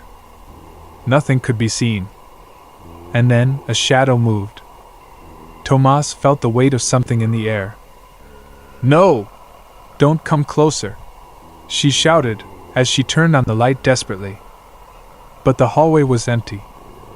Only the echo of her own screams. Silence embraced him. Tomas couldn't believe it. What's going on here? He murmured, feeling that reality was crumbling around him. With the phone still in his hand, he looked down the dark hallway and wondered if what he had heard was real, or if he had fallen into some nightmare from which he couldn't wake up. However, at that moment, a new call rang on the phone. With the unknown number again on the screen. Tomas stared at it. Should I answer? I thought. With his pulse racing and fear in his chest, he prepared to answer. What are you going to tell me now? He murmured, as he sat down on the armchair. But when he answered, only a whisper could be heard in the air. "Hello, Tomas." And at that moment, he knew that the call had only just begun. Story number 19. The Reflection in the Mirror. It was a quiet afternoon, with the sun filtering through the curtains in the room. Lucia was getting ready to go out. She looked at herself in the mirror, adjusting her hair. "Everything is fine," she said to herself, with a nervous smile. Suddenly, something made her stop. A movement. Something was reflected in the mirror. "What was that?" she murmured, frowning. She looked back. But there was nothing. Just the echo of her own room. "I must be imagining it," she thought, shaking her head. She continued to get ready, but a persistent feeling haunted her mind. "You are always so nervous," she said out loud. She looked at the mirror again. And there it was. A face. It was not her own. "It can't be!" she exclaimed, her heart beating a mile a minute. The reflection looked at her. It was pale, with dark, deep eyes. What is this?" she whispered, her throat dry. She tried to turn around, but something stopped her. "It can't be real!" she screamed, feeling more and more trapped. The reflection stood there, staring at her, motionless, with a disturbing smile. "No! It can't be there!" she exclaimed, her heart racing. She tried to close her eyes, but the feeling was unbearable. "No! I'm going crazy!" she screamed, as she hit the mirror with her hand. The sound was loud, dry, and echoed throughout the room. And just then, she felt something behind her. She turned around suddenly. Nothing. Just silence. "This doesn't make sense," she muttered, fearful. She approached the mirror to make sure there was nothing strange. "It must be a reflection of light," she thought, trying to find an explanation. But then, she saw it again. The reflection looked at her, smiling, as if it were alive. Lucia couldn't resist it. With her pulse racing, she raised her hand to touch the mirror. "Why do I feel like something is calling me?" she thought, as her fingers approached. And just then, a cold, icy hand touched her. "Ah!" she screamed, recoiling. The reflection disappeared in that instant. Lucia froze. "What was that?" she asked, fearful, her voice trembling. "It can't be real!" she exclaimed over and over again. She tried to calm herself, leaning against the wall. "I'm tired," she said to herself, trying to rationalize what had happened. She rubbed her eyes with her hands. "It must be the light. It's just a hallucination," she murmured, trying to convince herself. But she couldn't shake the feeling that something had been there. That she wasn't alone. That something was watching her. The reflection never came back, but the atmosphere in the room had changed. It felt cold, strange, as if the air was heavy. Lucia tried to get ready to go out again, but she couldn't help but look at the mirror over and over again. "It was just a reflection. It was just a reflection," she repeated to herself, while her breathing increased. But the fear was still there, like a shadow. And although she tried not to think about it anymore, she couldn't avoid the question that had settled in her mind. What if it wasn't a reflection? Every time she thought about it, she felt the cold coming back. She prepared to leave in a hurry, looking at the mirror one last time. She was sure that something had changed. An invisible presence. And so he left his house, with fear in his chest. Without knowing that the reflection never stops looking at you when your back is turned. And that, sometimes, what you reflect is not just an image. Story number 20. The Traveler in the Fog. It was a dark night, with a thick fog covering the entire horizon. The lights of the street lamps were barely visible, like spots of diffused light in the air.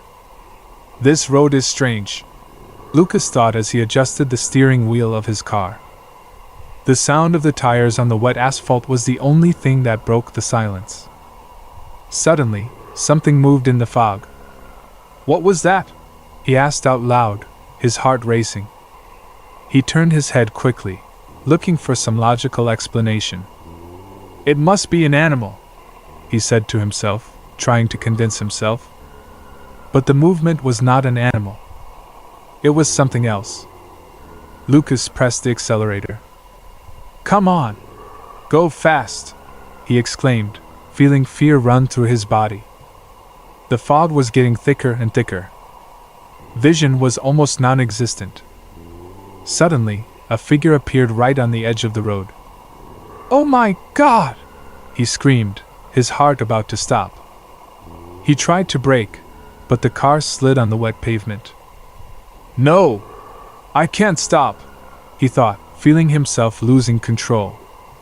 The figure was still there, standing, motionless, like a shadow in the air. "Damn it!" he exclaimed, turning the wheel with all his might. The car left the road for a moment, and stabilized again. "I'm okay! I'm okay!"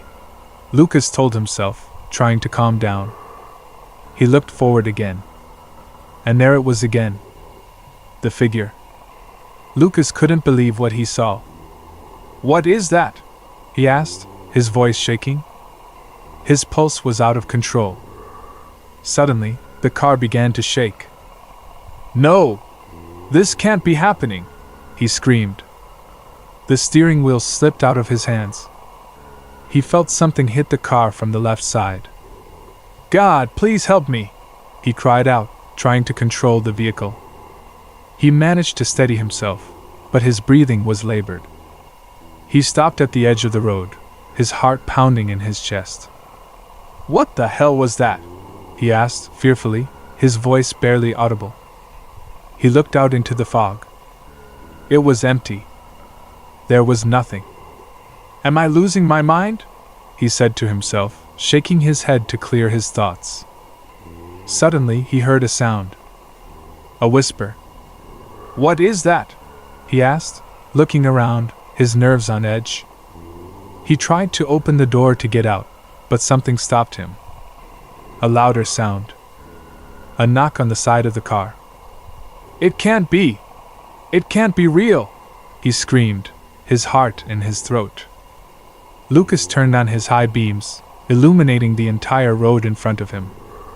And there he saw it. A human figure, standing right in the fog, with an indescribable expression. Lucas couldn't help himself.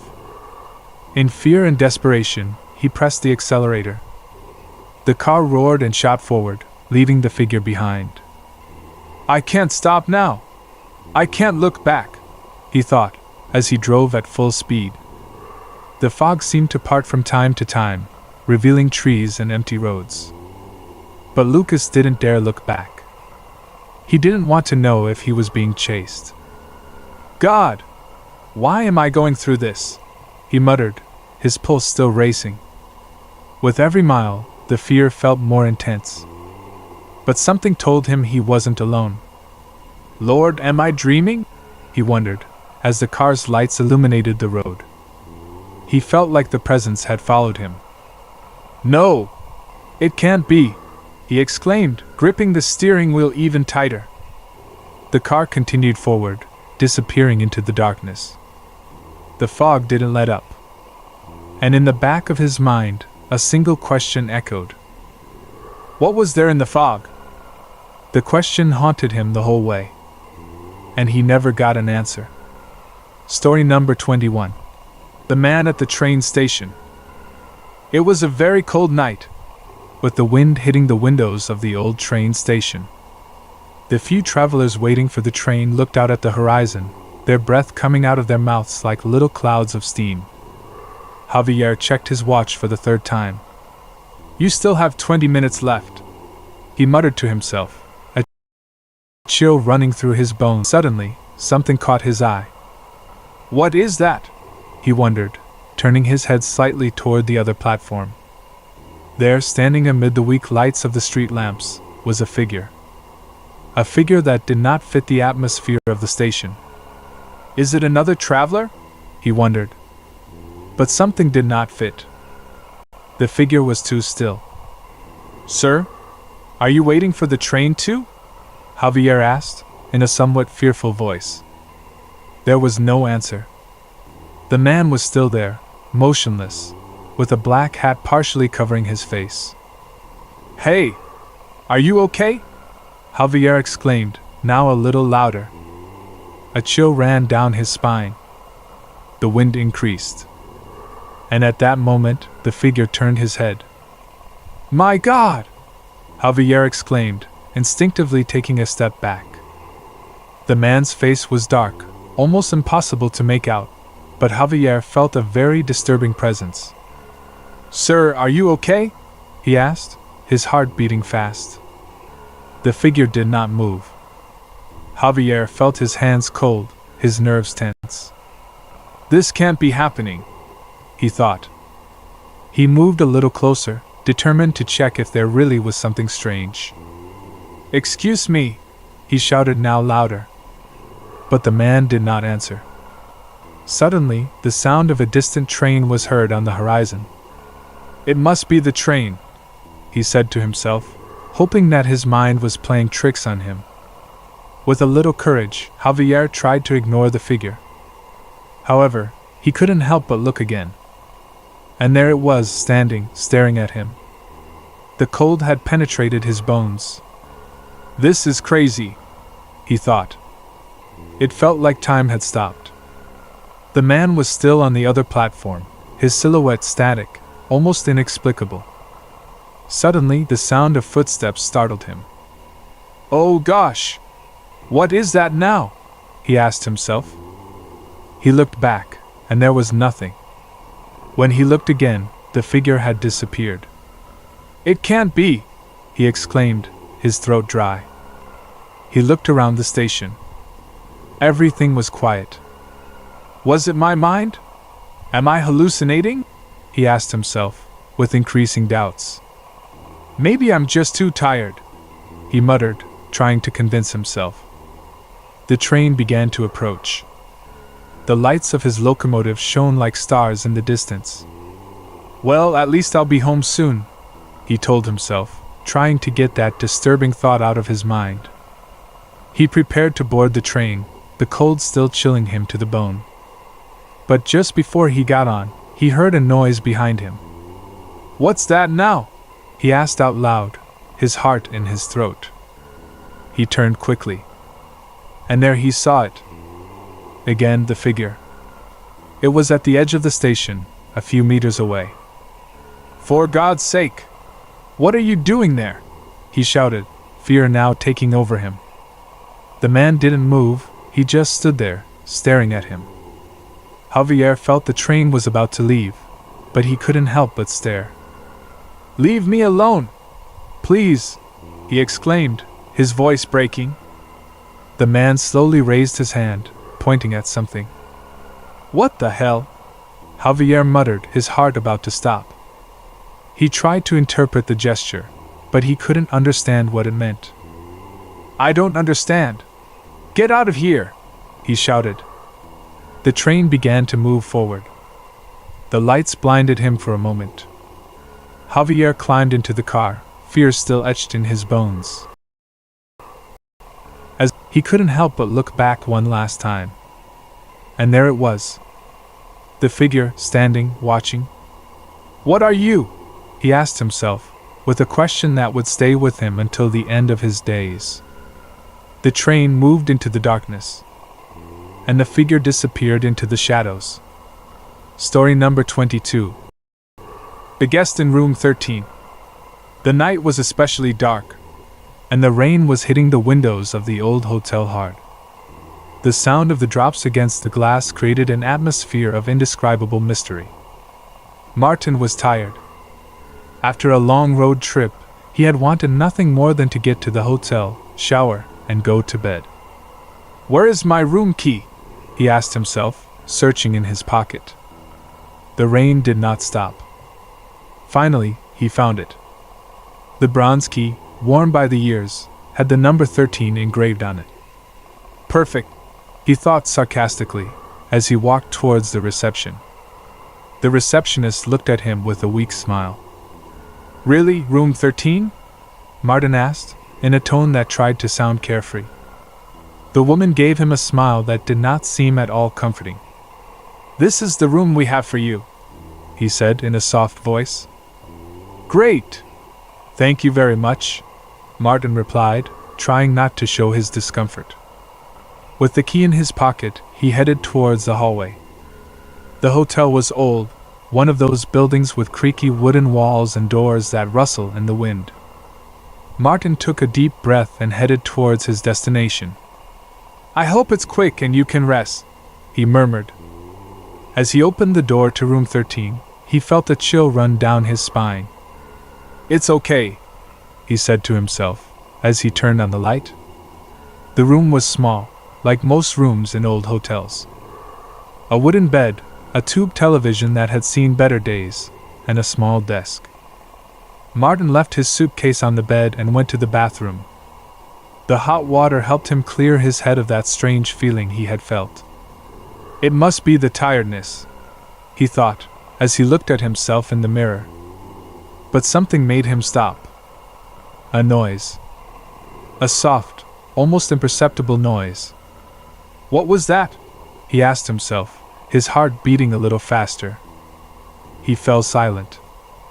He listened again. It can't be. Am I imagining things? He muttered. There was nothing. But the noise continued, this time clearer, coming from some corner of the room. No! This can't be happening! Martin exclaimed, feeling his nerves tighten. He began to search the space. He went to the closet, his heart in his throat. Is anyone there? He asked in a trembling voice. Silence. The closet was empty. He turned to the small desk.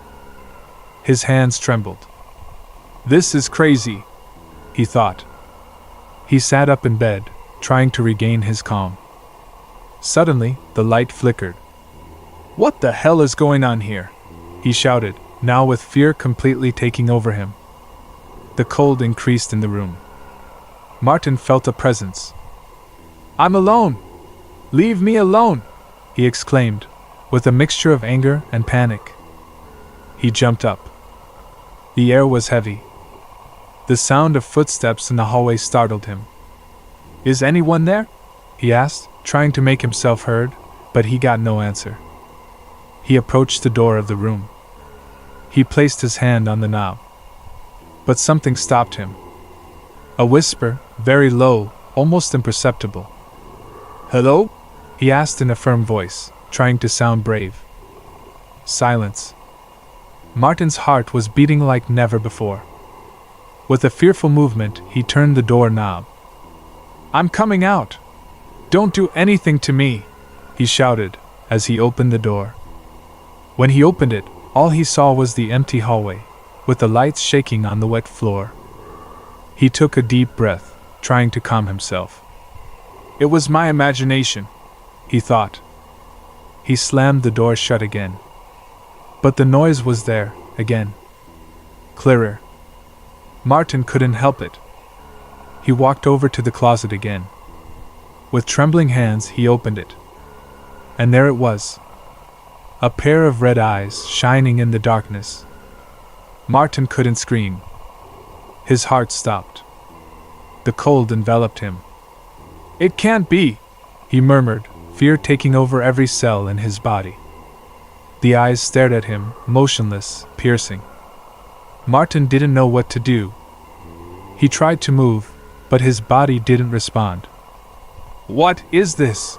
He thought, feeling the pressure imprisoning him. The footsteps continued. The light flickered again. And then everything was silent. Martin felt a sharp blow on his chest. He opened his eyes suddenly. He was back in bed, with the sound of rain and wind outside. It was a dream, it was a bad dream, he said to himself, trying to calm himself down. But something was still there. A small sound coming from the closet. Martin turned to look at it. No! Please! It can't be real! He screamed, his throat completely dry. The noise grew louder. And this time it wasn't a dream. Martin didn't have time to react. He only felt the cold enveloping him all over. Before he could scream again, everything went out. The sound of the rain continued outside, as if nothing had happened. Story number 23. The Call at Midnight. It was exactly 12 o'clock at night, when the sound of a telephone interrupted the silence in the darkness of the house. Martin woke up suddenly. "What is that?" he asked himself, rubbing his eyes. The sound persisted. It was the ringing of the landline phone in the living room. "Why is it ringing at this hour?" he thought, trying to remember if anyone had his number. He got out of bed, his heart pounding. The cold air in the room enveloped him. He approached the door of his room. "Should I answer?" he asked himself out loud. The sound was still there. An insistent tone, as if something was calling him. With a mixture of nervousness and fear, he left the room. The hallway was dark, only illuminated by the light of a distant lamp that cast shadows on the floor. "This doesn't make sense," he muttered, as he approached the living room. The phone continued to ring. He stared at it, as if it had a life of its own. "Please don't scare me," he exclaimed, with a mix of anger and nervousness. He reached out to take the receiver. "Hello?" he said, his voice shaking. Silence enveloped him for a moment. "Hello?" he repeated more firmly. And then he heard it.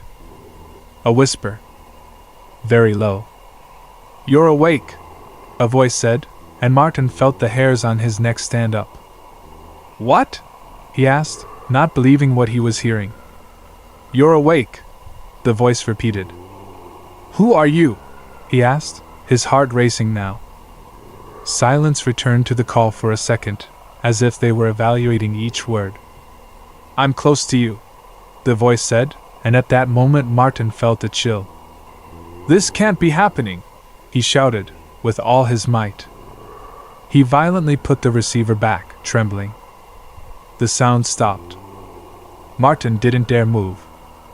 He tried to convince himself that it had been a joke, but he couldn't erase the feeling in his chest. He stayed there, looking at the phone. "What was that?" he asked himself, his voice barely audible. He thought about going back to bed, but something in his mind told him he couldn't. "I'm sure something's not right," he muttered. With a nervous gesture, he turned off the light in the living room and went back to his room. He tried to sleep, but the sound of his breathing and his heartbeat were the only things he heard. "I'm paranoid," he tried to convince himself, but it didn't work. Suddenly, he heard a noise coming from the hallway. His heart started racing again. "What the hell is that now?" he wondered, his stomach churning. He stood still. The sound continued. Footsteps. Martin couldn't move. The air in the room felt thick, heavy. "It must be the wind," he told himself, but something told him it wasn't that. The sound came closer. He was sure something was moving in the shadows.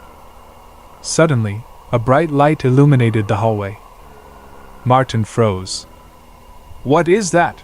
he asked out loud, through clenched teeth. He got no answer. The light continued forward, until it stopped right in front of his bedroom door. Martin felt a sharp thud on the floor. "It can't be! This can't be happening!" he screamed, fear taking over him. Suddenly, his bedroom door swung open. Martin backed up until he hit the wall. "Please don't hurt me," he begged, tears in his eyes.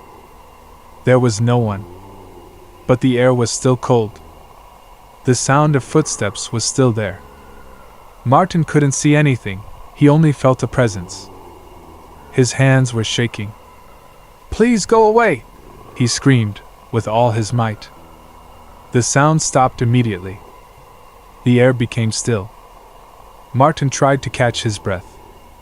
"I'm losing control," he thought. He forced himself to get out of bed and check everything, but he found nothing. Everything was calm. at least for now. But the fear was still there. Martin couldn't go back to sleep. He lay awake, eyes wide open, afraid that that sound, that call, would be heard again. What was that? He asked himself again, his heart pounding in his chest. The silence was heavy, like an enemy watching him from the shadows. And then, again, the phone rang. Martin couldn't help it. No! Please, not again! He screamed, with all his might, while covering his ears. The sound was still there. Martin knew he couldn't escape. He was trapped. Story number 24. The Visitor in the Dark. It was a moonless night, when Laura was alone in her house. The sound of the wind whipped against the windows, producing a strange noise that kept her alert. Why do I always hear these noises at night? She thought as she looked out the window. She got up from the chair and walked to the kitchen to make herself a glass of water. Maybe I'm imagining things, she said to herself, trying to calm herself down. She poured the water into a glass cup. The sound of the liquid filling the glass was the only thing that broke the silence. Suddenly, a louder noise startled her. A knock came from the front door. Laura stood, glass in hand, heart in her throat. What was that? She muttered to herself, her voice barely audible. The knock was repeated. Knock, knock, knock! Laura felt a chill run down her spine. Who could it be at this hour? She asked, her muscles tense. She approached the door, but did not open it. The darkness in the hallway made her hesitate. Sir, are you okay? She asked, her voice firm, trying to sound confident. The silence continued for a moment. Then, a soft, cold voice answered. Let me in. Laura felt the air escape from her lungs. What is happening? She asked, her heart about to jump out of her chest. Let me in, the voice repeated, this time closer, as if it were right behind the door. Laura took a step back. No, I can't do it, she whispered, tears in her eyes. The knock sounded again, louder, more aggressive. Open the door, Laura! The voice exclaimed, with a force that made her tremble. Laura couldn't move. Her mind was blocked. What should I do? She asked herself, her breathing ragged. Her hand shook as she tried to find her phone. But she couldn't find it. The sound of knocking continued. Please get out of here, she shouted, now with all the force she had. There was a moment of silence. Laura held her breath. She thought the sound had stopped. But then again. Knock, knock, knock! Laura felt something watching her. Why won't you let me in, Laura? The voice asked. It was softer now, almost a whisper, but it felt threatening.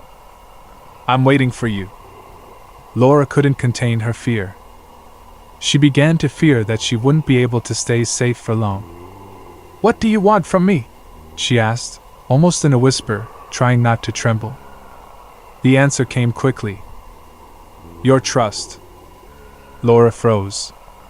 What does that mean? She asked, unable to stop the trembling from taking over her voice. That you've been ignoring me, the voice said, its tone so low that it was impossible for her to ignore. Laura tried to think clearly. Ignoring you? She asked, confused. You've ignored so many signs, the voice continued. Laura couldn't process what she heard. Please leave me alone, she exclaimed, with a mixture of fear and fury. Suddenly, the noise stopped. The air in the room felt different, heavier. Laura tried to calm herself. Did he leave? She wondered, inching closer to the door. Her heart was still beating 1,000 miles an hour. She approached carefully. Hello? She whispered, afraid. Nothing. The silence was deep. Maybe it was just a hallucination. She tried to think, trying to give herself hope. But before she could go back to the living room, she heard another sound. A whisper, so low that she almost didn't hear it. I'm here, the voice said. Laura couldn't stop the fear from returning. She ran into the living room, grabbed her phone, and quickly dialed the police number. With shaking hands, she waited for them to answer. Please, I need help. There's someone at my door, she managed to say, barely out of breath. On the other end, a professional voice answered. Please stay calm, sending patrol. Laura stood in the living room, staring at the door with her heart in her throat. Every sound made her jump. She waited with each passing second, afraid that something was about to break in. Time seemed eternal. Suddenly, the sound stopped completely. Laura didn't know if it was a sign of relief or a preparation for the worst. What's going on here? She wondered, as the phone shook in her hand. The silence continued deep, dark. And then, she heard another whisper. This time, directly in her ear. I'm not done with you yet. Laura dropped the phone. The darkness in the room seemed to close in like a nightmare. She was trapped. Story number 25. The reflection in the mirror. It was a normal afternoon, as Camila prepared to leave her house. The sun filtered through the curtains in the living room, creating golden shadows on the floor. Why do I always feel so watched? She asked herself quietly, as she adjusted her jacket in front of the mirror. She stared at her reflection for a few seconds. Am I okay? She murmured, with an inexplicable doubt. Her reflection looked back at her. Everything seemed normal, until she stopped at something strange. The reflection blinked. Camila froze. What was that? She asked, her eyes wide. She leaned forward a little to get a better look. The reflection was there, in the mirror, just like her. But something wasn't right. The reflection smiled. Camila jumped away from the mirror. No, it can't be, she whispered, her heart racing. She rubbed her eyes, trying to believe it had been an illusion. Maybe I'm just too tired, she said, trying to convince herself. She approached again, fearfully. She looked at her reflection. The reflection was still there, smiling. No! This isn't normal, she exclaimed, her voice shaking. She took another step back. This can't be happening, she screamed, at the top of her lungs. The reflection suddenly stopped smiling. Camila felt a chill run through her body. What's going on here? She asked, her throat dry. The feeling of being watched increased. Suddenly, the reflection tilted its head to one side. Why are you doing that? Camila asked, almost as if she were having a conversation with an unknown entity. The reflection smiled again, but in an even more disturbing way. What do you want from me? She asked, her pulse racing. The reflection didn't respond, but her smile widened. Camila felt an irresistible urge to close her eyes. No! I won't! She cried, fear tightening in her chest. She tried to move away from the mirror, but she felt something strange. Her hands were still stuck to her reflection. It can't be! She screamed, tears in her eyes. She tried to free her arm, but it was as if she were trapped. Let me go! She cried with all her might. Suddenly, the reflection imitated her. Camila tried to move back, but something prevented her from doing so. Please, let me out of here! She begged, with a mixture of desperation and fury. The reflection bowed its head once more, as if it were making a decision. What are you doing to me? It asked, its voice breaking. The reflection continued to smile, as if enjoying the power. I'm calling you, it whispered, its voice soft and menacing. What does that mean? Camila asked, fear about to consume her. It means you're not alone, the reflection replied, with a coldness that made her tremble from head to toe. Camila tried to close her eyes, but she couldn't. No!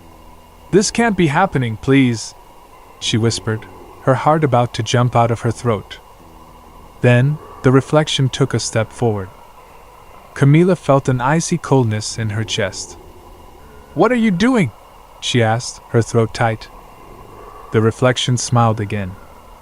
"I'm crossing the threshold," it said, its tone so soft it made her entire body tremble. Camilla tried to scream, but she couldn't. Her reflection continued to advance, each movement closer, more real, more disturbing. "No, please! Let me out!" she pleaded, tears streaming down her face. The reflection took another step, and the cold increased. Camilla tried to close her eyes with all her might. But she couldn't. "Why are you doing this to me?" she asked, her voice breaking. "Because you're trapped," the reflection replied, with a now devilish smile. Camilla felt an emptiness in her chest, as if she were losing control. The reflection came even closer. The feeling was indescribable. A weight in the air. "This is impossible. This isn't happening," she muttered, with a last attempt to rationalize what was happening. Suddenly, she felt an impulse. A thump in her chest, like a heartbeat. And then, reality broke. She woke up suddenly in her bed. She was drenched in sweat. "What was that?" she muttered, looking around her room. Everything was calm. It was just a nightmare, she tried to convince herself. She rubbed her eyes and took a deep breath. But as she looked in the mirror on her vanity table, she noticed something. She smiled. Her reflection smiled back. And it wasn't her doing it. Her heart pounded. "What the hell?" she whispered. And the reflection smiled again. Story number 26. The Message in the Dark. It was a moonless night, when Peter felt that something was not right. He was alone in his house, preparing a cup of tea after a long day at work. "Why do I always feel so restless at night?" he wondered, as he stirred the spoon in his cup. Suddenly, he heard a noise. "What was that?" he asked out loud, his heart beginning to race. He turned to the living room, where everything was quiet. "Maybe I'm imagining things," he murmured, trying to calm himself down. He took another sip of his tea, but then the noise repeated itself. This time, it was clearer. It was a knock. "It can't be!" he exclaimed, his nerves on edge. He put the cup down on the table and stood up. "Is anyone there?" he asked, his voice shaking. He stood there in silence, waiting for a response. Nothing. Silence enveloped everything. Suddenly, his phone rang. Pedro jumped in fright. "God!" he exclaimed, as he searched for his phone. Looking at the screen, he saw a text message. "Swipe to see the message," the alert said. With shaking hands, he unlocked the phone. "What is this?" he muttered, as he stared at the screen. The message was simple, but disturbing. "I'm watching you." Pedro froze. "What the hell is this?" he asked, his throat dry. He looked around, trying to find some explanation. Nothing. The house was still silent. His heart was pounding. He tried to close the message, but his fingers wouldn't respond. "Why can't I get out of here?" he asked, fear tightening his chest. Suddenly, another message came through. "You're alone, but you're not." Peter felt his breath catch in his throat. "It can't be real. This must be a joke," he tried to convince himself. He tried to turn on the lights, but his hand was shaking too much. "Turn on the lights! Turn on the lights!" he shouted, with a rush of fear. He tried again and again, until the lights finally came on. But nothing changed. Everything was the same. Peter turned to the living room, his heart in a tight spot. "Here I am! Who is making fun of me?" he asked, his voice firm but fearful. There was no answer. The cell phone rang again. "Open the door," the message said. Peter gasped. "What are you saying?" he asked, his muscles rigid. "Open the door," the message said again, with a chilling insistence. Pedro looked at the front door, feeling fear wash over him. "I'm not opening anything," he shouted, fear now in his chest like a shadow. But then, he heard a sound right behind him. A whisper. "Behind you," said a soft voice, but with an indescribable weight.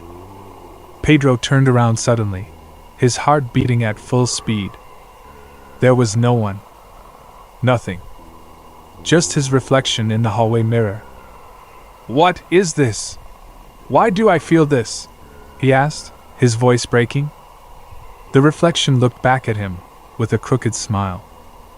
Pedro felt a chill run through his entire body. "This can't be real," he muttered, with a mix of disbelief and panic. He looked at his phone again. Another message came in. "I warned you." Pedro felt the cold air on his neck. "It can't be happening! It can't be happening!" she screamed, her eyes wide. Suddenly, the lights flickered. There was something in the air. A sound, like a whisper. "Open it!" Pedro tried to close the phone, but his hands didn't respond. His heart was beating faster. He turned to the door. He was sure. But he felt it move. "No, no, no!" she screamed, as she ran to the door to make sure it was closed. When she touched it, she felt something cold, very cold, on the doorknob. He froze. "No! It can't be here!" she exclaimed, fear reaching its peak. He stood still, afraid of what might happen. Suddenly, the door creaked open. Pedro didn't have time to react. He felt something cold, something heavy, something that pushed him inside. "Ah!" he screamed, trying to resist. But the presence was stronger than him.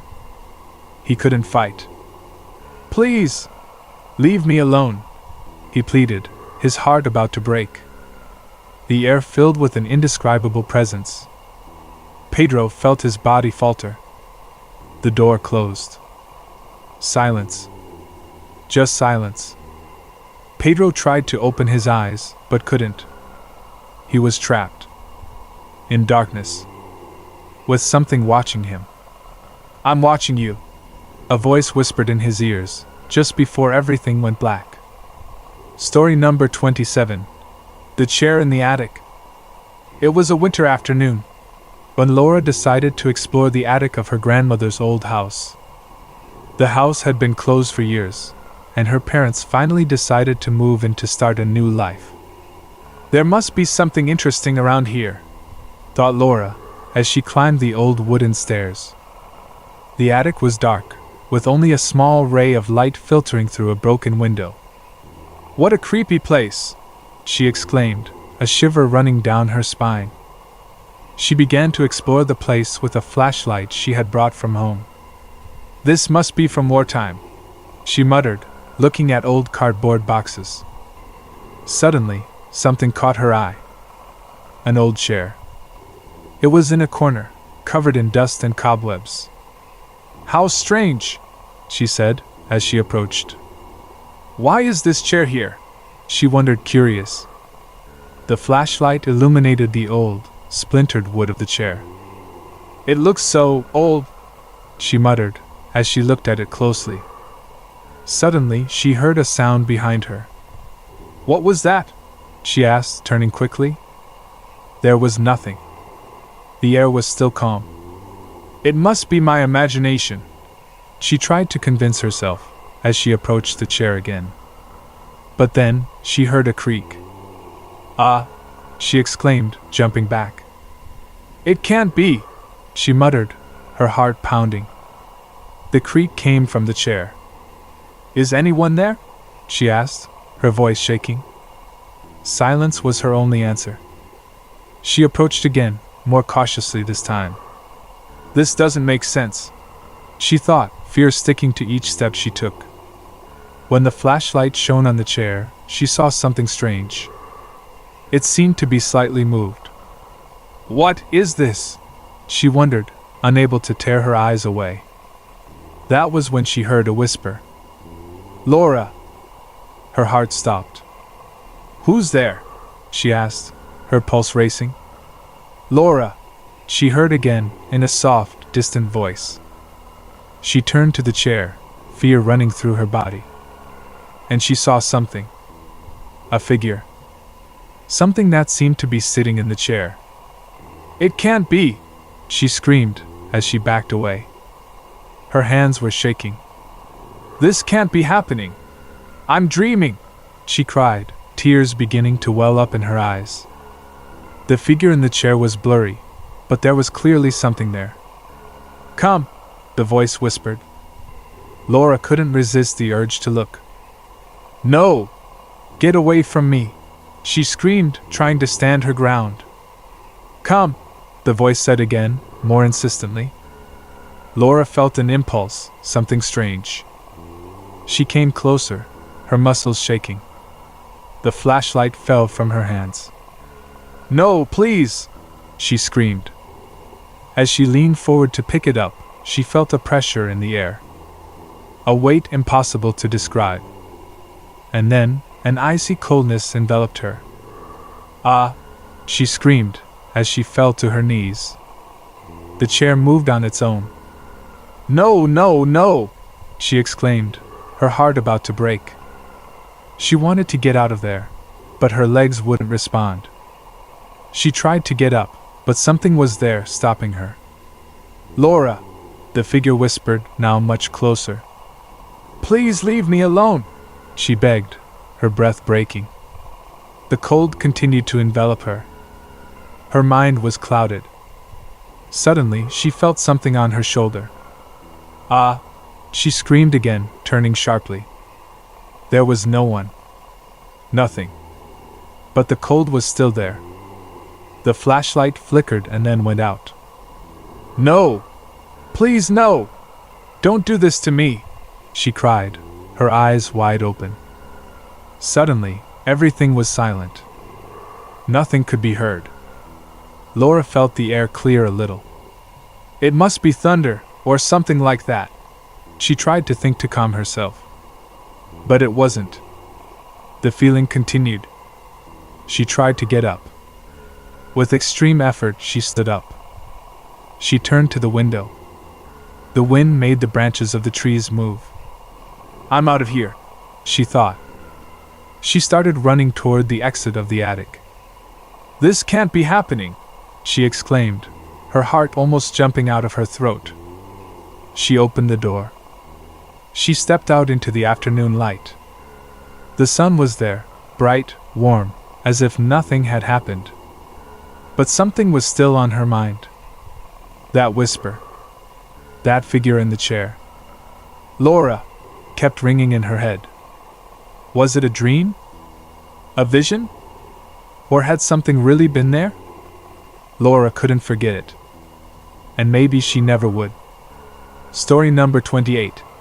The mirror in the hallway. It was a moonless night when Andres woke up in the middle of the darkness.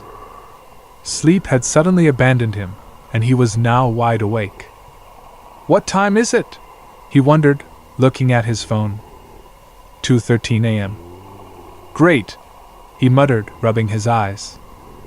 He got out of bed, feeling a strange chill run down his spine. "Must just be the wind," he thought, as he headed toward the kitchen. The hallway of the old house seemed longer in the darkness. Every step he took creaked under his feet, as if the floor was protesting. Why do these floors always sound so strange? He wondered, with a shiver. When he reached the kitchen, he looked for a glass of water. "Ah, this will do me good," he exclaimed, as he poured himself the water. But something stopped him. A sensation in the air. A whisper. "What was that?" he asked, turning quickly towards the hallway. The air was still quiet, but something was there. A very faint sound, almost imperceptible. "Hello?"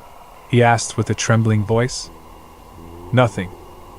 Just the silence of the house. He turned to the mirror that hung on the wall of the hallway, near the kitchen door.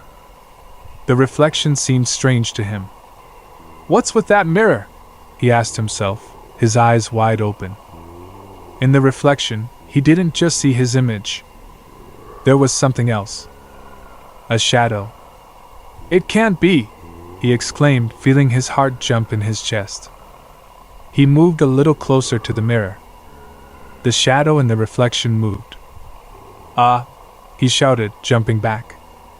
It can't be, he repeated, now more scared. The shadow was of a dark figure, with an indistinct shape. Andres couldn't take his eyes off the reflection. What are you doing there? He asked, his voice breaking. But the figure didn't respond. It just stood there, still, watching him. This doesn't make sense, he screamed, trying to convince himself that he was just seeing things. He looked at the mirror again, with a mix of fear and despair. The figure was closer. No! Don't come closer! He exclaimed, his pulse racing. He tried to take a step back, but his legs didn't respond. Please leave me alone, he begged, his eyes full of terror. The reflection began to move faster. This isn't right. This can't be happening, he screamed, with all his might. The figure moved on the other side of the mirror, as if it were trying to get out. Andres tried to close his eyes. No, no, no, no, no, he cried, his breathing becoming more and more rapid. The reflection continued to advance. I'm dreaming. I must be dreaming, he cried, while rubbing his face with both hands. But it was not a dream. The mirror was cold. His reflection was real, and he felt it. Help! Someone has to help me, he cried, looking for some way out, but there was nothing but walls and the shadow in the reflection. Suddenly he heard a sound. A sound that came from behind him. What is that? He murmured, feeling a knot in his stomach. He turned his face back, but there was nothing. He looked at the mirror again, and the shadow was now closer to the surface. No, please, he cried, his throat almost broken from so much effort. The reflection expanded a little, and Andres felt a pressure in the air, as if something was trying to get out of that space. Don't come closer! Please! I beg you! He pleaded desperately. And that was when he heard another voice. A soft, almost whispering voice that seemed to come from inside his head. Come, the voice said. No! I told you not to! He exclaimed, now with tears starting to come out of his eyes. The reflection kept moving forward. And then, Andres felt a horrible coldness in his hand. It can't be! He screamed, trying to get rid of that feeling.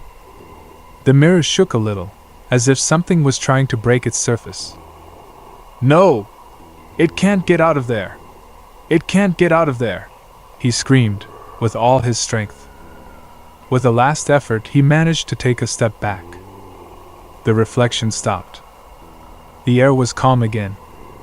The mirror stopped moving. Andrew stood there, shaking, his heart still on the verge of breaking. What was that? He muttered, his voice barely audible.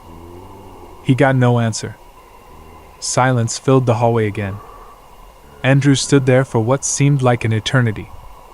Am I crazy? He thought, unable to trust his own senses. Or is this really happening? He asked himself, with a mix of fear and confusion. Finally, he turned toward the door. He couldn't stay there all night. He walked out of the kitchen, his heart beating in his chest like a drum. And he promised himself that he would never look at that mirror again. Never again. Story number 29. The Abandoned Hotel. It was a dark, very dark night when Laura and Martin arrived at the old hotel. The map had led them there, a huge building with a ruined appearance that seemed to come out of a horror movie. Are you sure this is the right place? Laura asked, her voice trembling. Martin looked at the building. Yes, he said doubtfully. This is the hotel that appears in the coordinates. I'm sure. They looked at each other for a moment.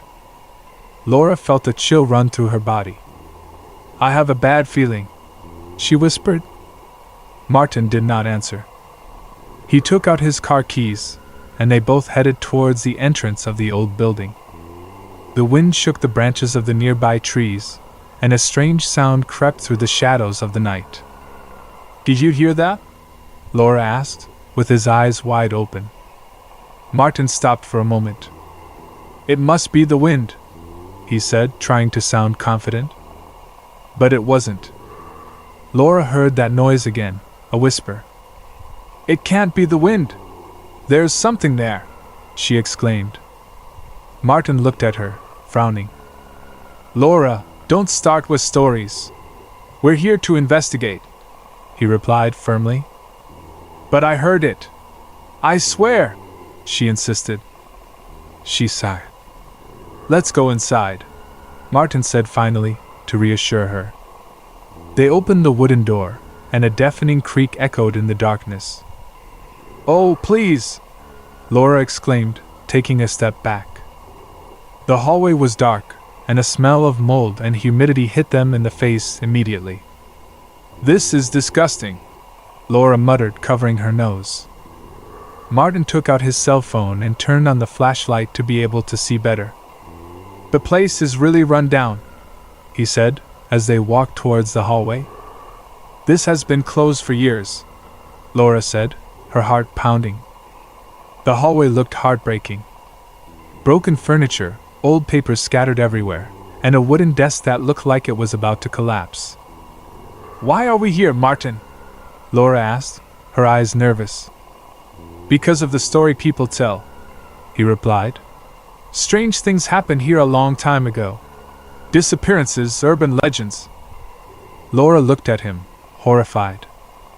"Don't tell me that. You're scaring me even more," she exclaimed. Martin took a deep breath. "Calm down," he said, trying to calm her down. They walked towards the hallway that opened in front of them. The air felt cold, too cold for a night like that. Laura stopped suddenly. "Martin, have you noticed that there is no sound here?" she asked, her eyes fixed on nothing. Martin turned his head towards her. "What are you saying?" he asked, frowning. "There is nothing. Nothing at all. I can't hear anything," Laura exclaimed, now visibly nervous. Martin looked at her intently. "It must be because we are inside an old building. Everything is silent," he explained. But Laura was not convinced. "It's not just that. It's like something is here, with us," she shouted, as she looked into the darkness of the hallway. Martin felt a chill. "Laura, you are starting to scare me. Let's get out of here," he said, his voice lower. They tried to take a step towards the end of the hallway, but something stopped them. A noise. A whisper again. Martin turned quickly. "What was that?" he asked, his nerves on edge. Laura was paralyzed. "I don't know. But it's there. I swear!" she screamed, her eyes wide. Martin pointed the flashlight forward, illuminating a shadow moving just down the hall. Martin, there it is! Look!" Laura exclaimed, almost screaming. Martin stood frozen, the flashlight illuminating what looked like a figure, a silhouette of someone, or something, standing in the darkness. "Come on! Let's get out of here now!" Martin shouted, as he ran for the exit. Laura followed him. Their breaths were ragged as they ran through the deserted hallways of the hotel. Behind them, the sound grew louder. Footsteps. Whispers. Martin felt the air grow heavier with each step. "You can't stop. Keep running," he exclaimed, trying not to look back. "What is that? Tell me, what is that, Martin?" Laura shouted, her nerves on the verge of collapsing. Finally, they reached the exit door, and Martin struggled with the handle. "It's stuck. I can't open it," he exclaimed. Laura looked back, and the shadow was getting closer. "Please help," she shouted. With a last effort, Martin managed to open the door, and they both stepped out into the cold night air. "Run, run, run, Laura!" Martin shouted, as the two ran toward the car. The sound of footsteps and whispers followed them until they finally managed to get into the vehicle. Martin jumped into gear, and they drove away from the old hotel, her heart in her throat. Laura couldn't stop looking back. "What was that, Martin?" she asked, her eyes filled with fear. "I don't know," he muttered. "But I won't come back to this place even if they pay me." They both fell silent, the sound of the engine and their breathing the only noise in the darkness. The story of the abandoned hotel would haunt them forever. Story number 30. The House of the Mirror. It was an ordinary afternoon, like any other, when Isabel passed by the small path that led to the old house. She was on vacation in a small town that she had visited many times as a child. This place used to have many legends, she thought to herself as she observed the structure of the house from the outside. It was an old building, with stone walls, wooden windows that creaked in the wind, and a dark appearance that made it even more mysterious. "Why does it look so lonely?" Isabel murmured as she approached. The house had an old mirror at the entrance, covered by a dusty cloth that hung in an eerie way. Isabel felt a strange sensation in her stomach. "Maybe it's just my imagination," she said to herself to try to calm herself. She approached the mirror and, without thinking, pulled the cloth. "Ah!" she exclaimed, jumping back. The reflection was not her own. It was another figure. A pale face, with dark eyes and long hair that seemed to float in the air. Isabel felt her blood freeze in her veins. What is this?" she asked, her voice shaking. The reflection looked at her, motionless, with an expressionless expression, as if it were waiting for something. "It can't be!" Isabel exclaimed, backing away even further. She leaned against one of the stone columns at the entrance, trying to catch her breath. "This can't be happening," she whispered, her eyes glued to the mirror. The reflection was still there, as if it were playing with her. Isabel tried to turn around to leave, but something inside her prevented her from moving. "No, no, no! This is a bad dream!" she screamed, trying to cheer herself up. Suddenly, a voice, soft and cold, echoed in her mind. "Come," she whispered. Isabel turned to the mirror again, her heart pounding. "Who's there?" she asked in fear. The reflection began to move, and its eyes looked at her more intensely. Come with me," the voice repeated. Isabel felt a chill run through her body. "No! I'm not going anywhere!" she screamed, trying to keep control. But her feet began to move of their own volition. "No! Stop!" she cried, as she fought against an invisible force. The reflection smiled, a smile that didn't seem human, and the sensation intensified. Isabel couldn't stop. "Please! Leave me alone!" she begged, as she felt her steps take her towards the house. The door opened, with a long, eerie creak. Isabel felt her heart about to burst out of her chest. "No! I don't want to go in," she screamed, but her words were lost in the cold evening air. She found herself inside the house, in a hallway that smelled of dust and old stories. The reflection in the mirror suddenly disappeared, and absolute silence took over the place. Isabel stood still, looking around. "What's going on here?" she whispered, fearful. Suddenly she heard a sound. A whisper, a small creaking, right behind her. "It can't be!" Isabel exclaimed, turning quickly. There was nothing. But she felt a presence. "Is there someone here?" she asked, her voice barely audible. The air was cold, too cold, as if someone was watching her.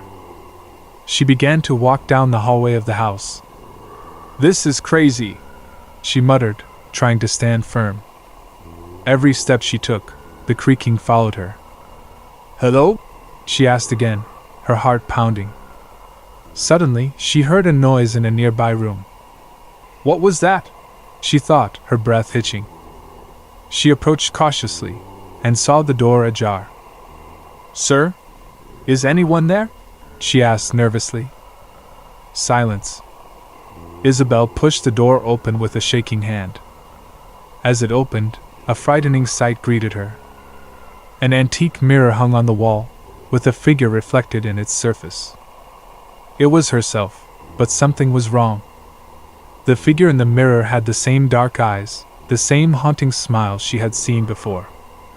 Isabel felt a scream escape her, but she couldn't utter it. Come! The voice whispered again, like a whisper on the wind. Isabel tried to run away, but she couldn't. Her legs were paralyzed. What do you want from me? She asked, desperate. Just join me, the reflection replied. With a last effort, Isabel tried to close her eyes and turn away from the mirror. The reflection smiled once more. We are waiting for you, she whispered, and the sound was lost in the darkness of the house. The air felt even colder. Isabel collapsed to her knees, afraid and breathless. She couldn't escape. The whisper continued to echo in her mind. We are waiting for you. And that was how Isabel was trapped, in a space where time and reality merged, without being able to escape.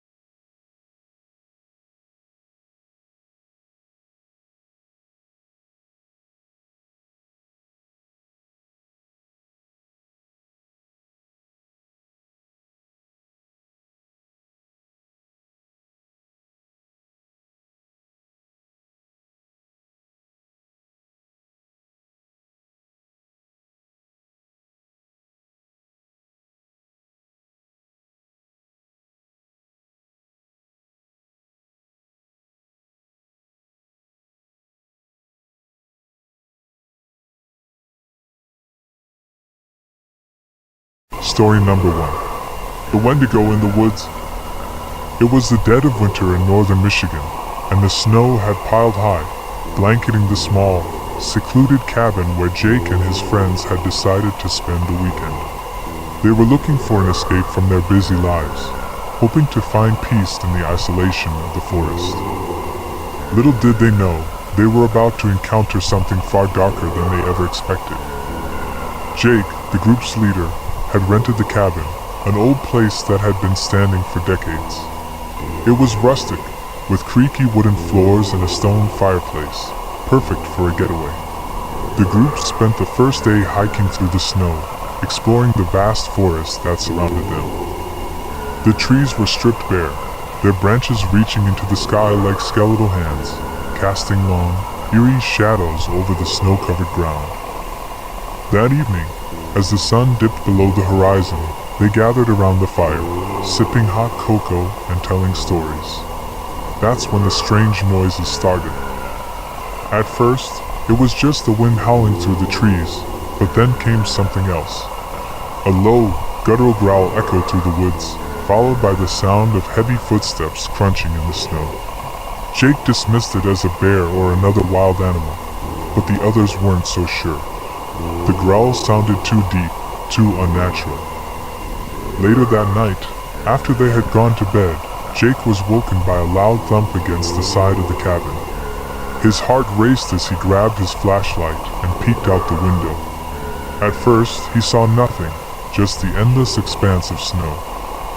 But then he noticed something moving in the distance, something tall and gaunt, with a pale, almost sickly complexion. Its eyes glowed faintly in the darkness, yellow like the embers of a dying fire. Jake's breath caught in his throat. It wasn't a bear. It wasn't anything he'd ever seen before. Suddenly, there was a loud crash from outside. The door to the cabin shook violently, as though something was trying to break in. Jake ran to the others' rooms, shaking them awake. "We need to get out of here. Now." The group quickly gathered their things, their panic rising as the growls outside grew louder. Jake led them out into the snow, moving as quietly as possible. But the cold was unbearable, and the thick snow made it nearly impossible to move quickly. They had to find shelter, but they couldn't stop to rest. The creature was out there, hunting them. They made their way deeper into the woods, desperate to escape. Jake turned around for a moment and saw it, a tall, emaciated figure, standing upright on two legs, its body twisted in unnatural ways. Its skin was stretched tightly over its bones, and its mouth was wide open in a horrifying grin, revealing rows of sharp, jagged teeth. The Wendigo was real. Jake and his friends ran as fast as they could, but the creature was faster. It moved with terrifying speed, its elongated limbs carrying it effortlessly over the snow.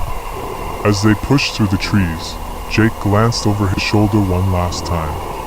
The Wendigo's glowing eyes locked onto his, and he could feel the weight of its hunger in that gaze. In the distance, Jake thought he saw lights. A house, maybe a ranger station. With renewed hope, he urged his friends forward. But the Wendigo wasn't done with them yet. Suddenly, one of his friends, Mark, screamed out in pain. He had fallen behind, and now the Wendigo was upon him. The others stopped, frozen with terror, as they watched the creature tear into Mark, its claws raking through his flesh. Jake and the others didn't have time to mourn. They turned and ran, never looking back. When they finally reached the house, they pounded on the door, but there was no answer. They were alone, lost in the woods, and the Wendigo was still hunting them. It wasn't until they returned home, safe but forever scarred, that they realized the creature hadn't stopped following them. In the days that followed, they would hear the growls in the distance, see the faint glow of those yellow eyes staring at them from the edge of the forest. The Wendigo had marked them, and it would never stop hunting them. No one knew what happened to the others in the group. But Jake knew one thing for sure. Once the Wendigo sets its sights on you, you are never truly safe. The creature is always waiting, lurking in the shadows, ready to strike when you least expect it. Story number 2.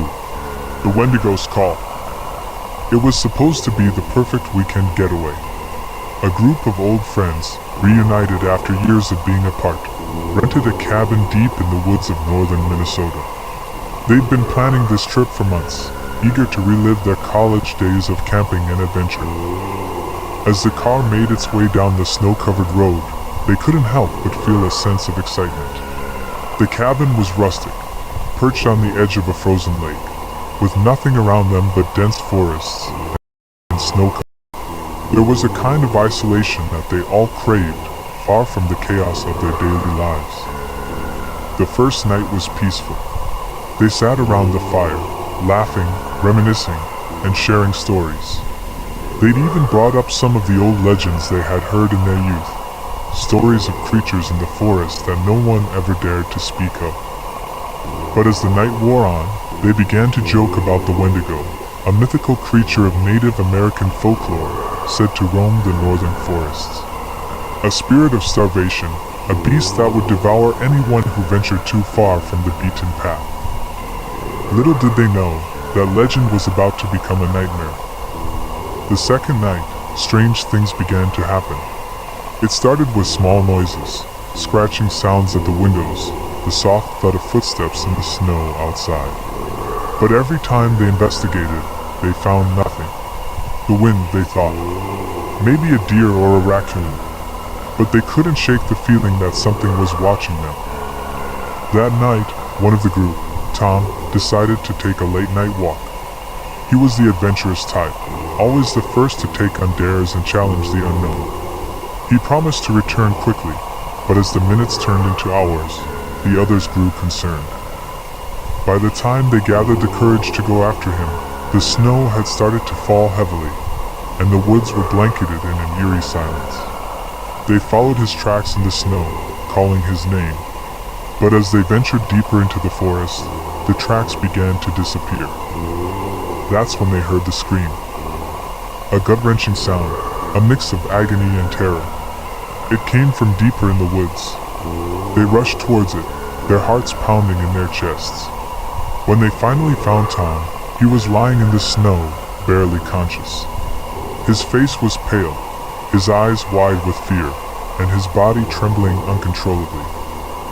Before he could speak, they heard it. A low, growling sound, like the rumble of an earthquake. It echoed through the trees, coming from all directions. They turned to see a towering figure standing at the edge of the clearing.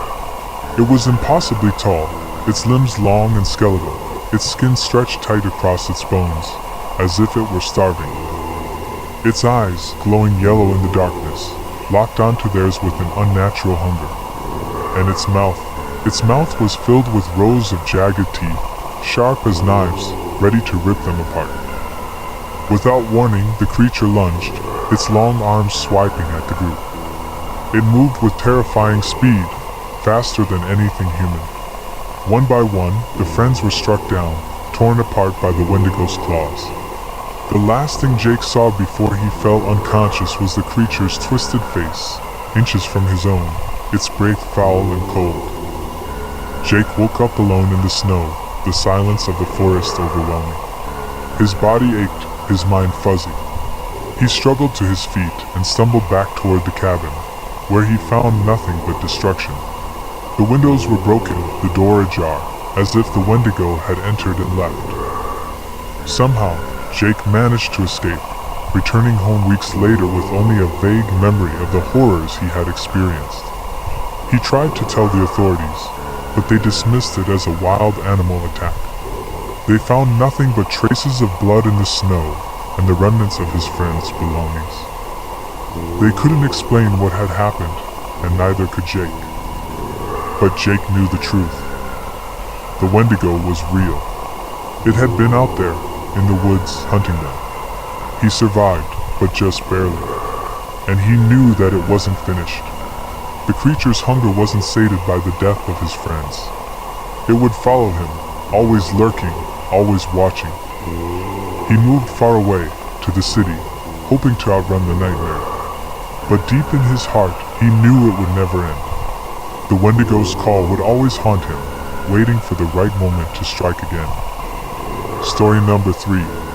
The Wendigo's Whisper. It was supposed to be a weekend of bonding and exploration for Kyle and his friends.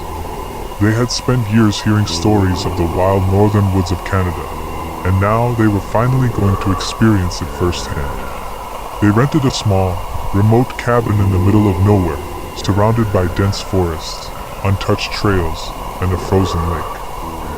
The first day was full of laughter and excitement. They took hikes through the woods, marveled at the thick blanket of snow, and snapped photos of the stunning scenery. The air was crisp and fresh, and the peaceful silence of the wilderness was intoxicating. But as the sun began to set, the atmosphere started to shift. The trees, which once looked beautiful and majestic, now appeared looming and dark. That night, around the campfire, they began swapping stories. Some were ghost stories, others about creatures from folklore. One of Kyle's friends, James, spoke up, claiming to have heard about a creature that haunted these very woods. A creature that was feared by the local tribes. The Wendigo. Kyle didn't think much of it at first. After all, these were just stories. But as the night grew darker, they noticed strange things. Whispers on the wind, soft and barely audible. Footsteps in the snow that didn't belong to any of them.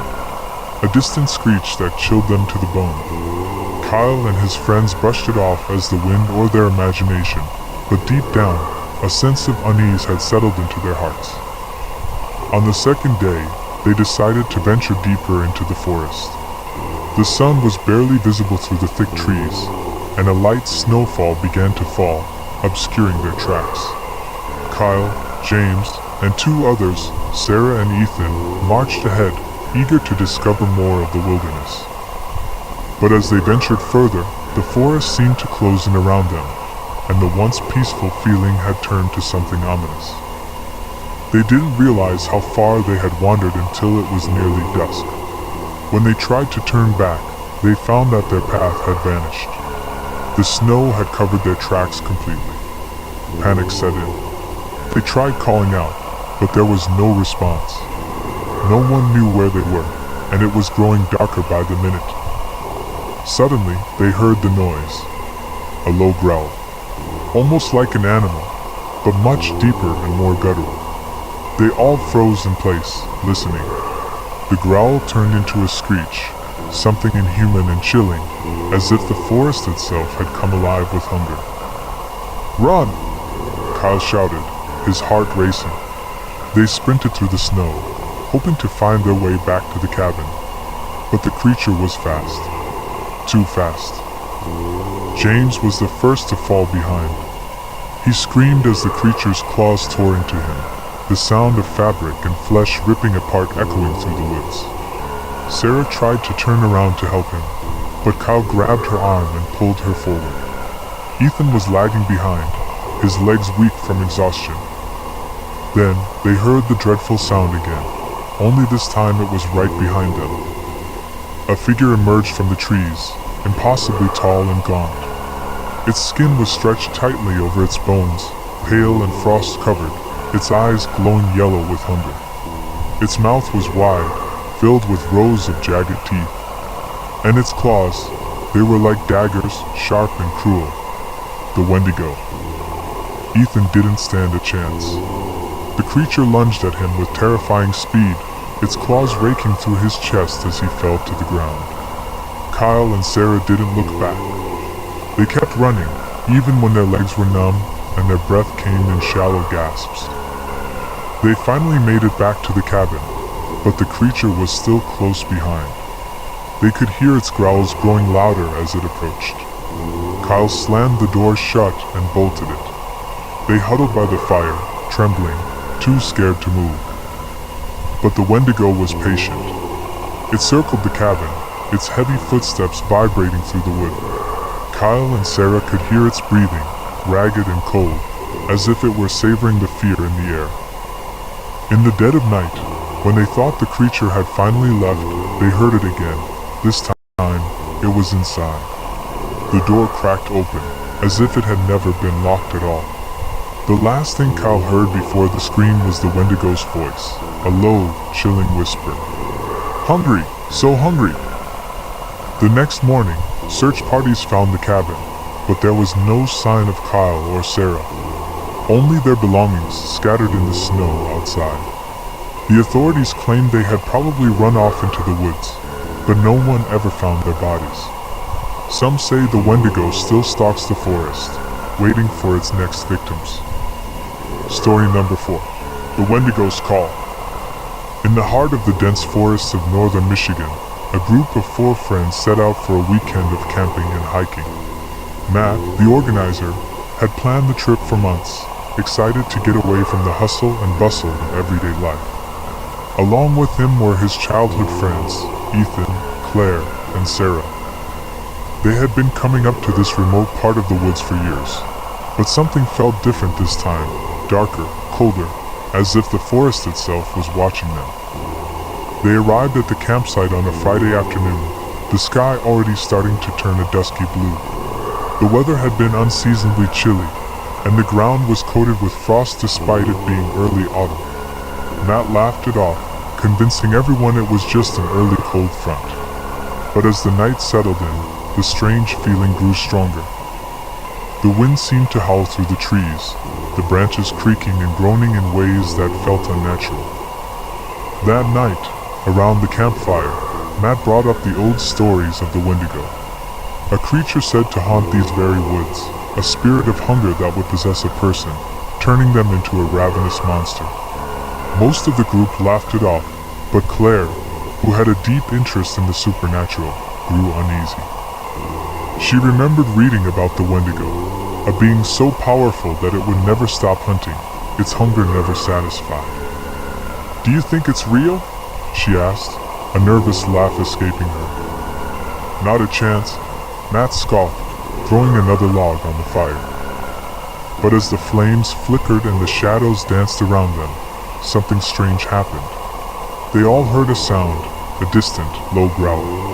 At first, they thought it was a bear or some other wild animal, but then the growl turned into a spine-chilling scream, one that seemed to echo through the trees, deep and otherworldly. Ethan stood up, his face pale. "What the hell was that?" he asked, his voice trembling. "Probably just a fox or something," Matt said, trying to sound brave. "We're far from any towns. Wild animals are around here." But the others weren't convinced. The wind died down, leaving a haunting silence behind.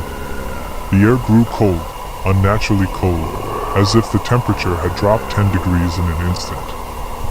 Later that night, Sarah woke up to the sound of something moving outside their tent. It wasn't the wind. It was heavy footsteps, slow, deliberate, and unnatural. Sarah held her breath, her heart pounding in her chest.